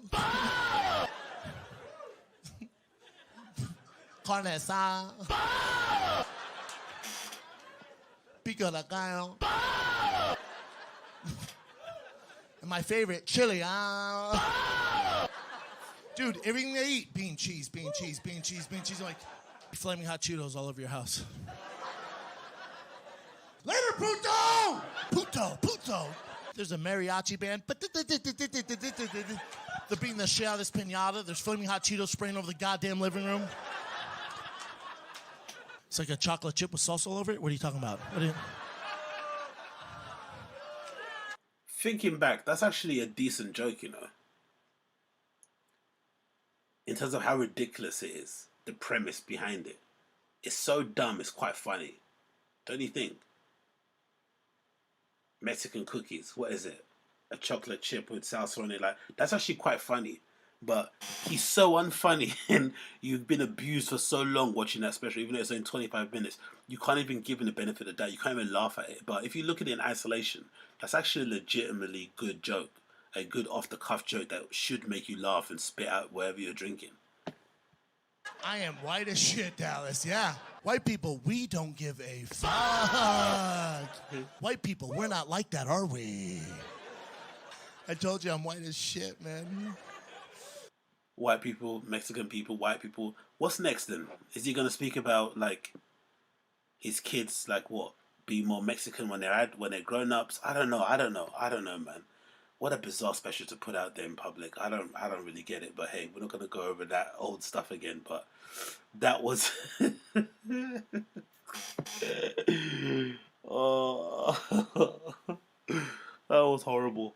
Anyways, it's 4 a.m. here in the UK. So thanks again for tuning in to the random show, episode number 33. It's been a pleasure to have your company. Really have enjoyed it. Again, I'm being redacted today. I can't speak. Damn it. But yeah, hopefully you guys enjoyed it too. I'll see you guys again very, very soon. It's been a pleasure, as always, to have your company. If it's your first time checking out my channel, as per usual, make sure that you're clicking that like button if you enjoyed the stream. If you want to check back my channel for the podcast and other clips that I put out there, then please keep subscribed. That'll be also welcomed. If you want to check my Patreon, jump on there also. Like I mentioned on the Patreon, I'm going to be reviewing Red Bar's new show that he put out, which, if I'm not mistaken, where is it? Did I put up on the screen? It was somewhere. Where is it? Red Bar Radio. Where is it? I'm going to be reviewing Red Bar's Red Bar's comeback on my Patreon. So if you want to check that out, then make sure you come onto my Patreon, because I'll be talking about the great man returning back to the scene and causing everybody to get panicked and become nauseous and threaten to kill him and whatnot. I want to hear what he has to say in full, so definitely check that out. If you get a chance. So my Patreon is the link you'll find in the description. It's patreon.com/Agostino. You'll be able to check that out, and it's going to be coming out hopefully tomorrow, if not definitely on Thursday. So definitely between today, Wednesday, and definitely Thursday, you'll see that Patreon episode go up. So check that out if you want to. As per usual, I've also got a podcast you should check out also. It's called the AgostinhoZinga Show. It's available on all platforms where you might listen to podcasts. So definitely check that out if you'd like to hear me talk about more things that I'm currently actually interested in, that I really give a shit about, like music, fashion, art, and all that good stuff, and dance music culture and whatnot, and other things. Then definitely check out that if you want to see my latest podcast and whatnot. And aside from that, I'm just thankful to have you guys around, man. Last month was one of my best months ever that I've had on YouTube, and most of it has been thanks to this bloody random show I've been doing. Who knew doing a random 2-hour stream here and there talking about the redactedness of some of these comedians in LA would get me so many followers and engagements and views. So thank you for all you guys for checking me out. I really do appreciate it, and I'll try to do more of these as I can, as much as I can to fit in my schedule. I try and make them happen. And yeah, thank you for supporting and all that stuff. So yeah, big up everybody.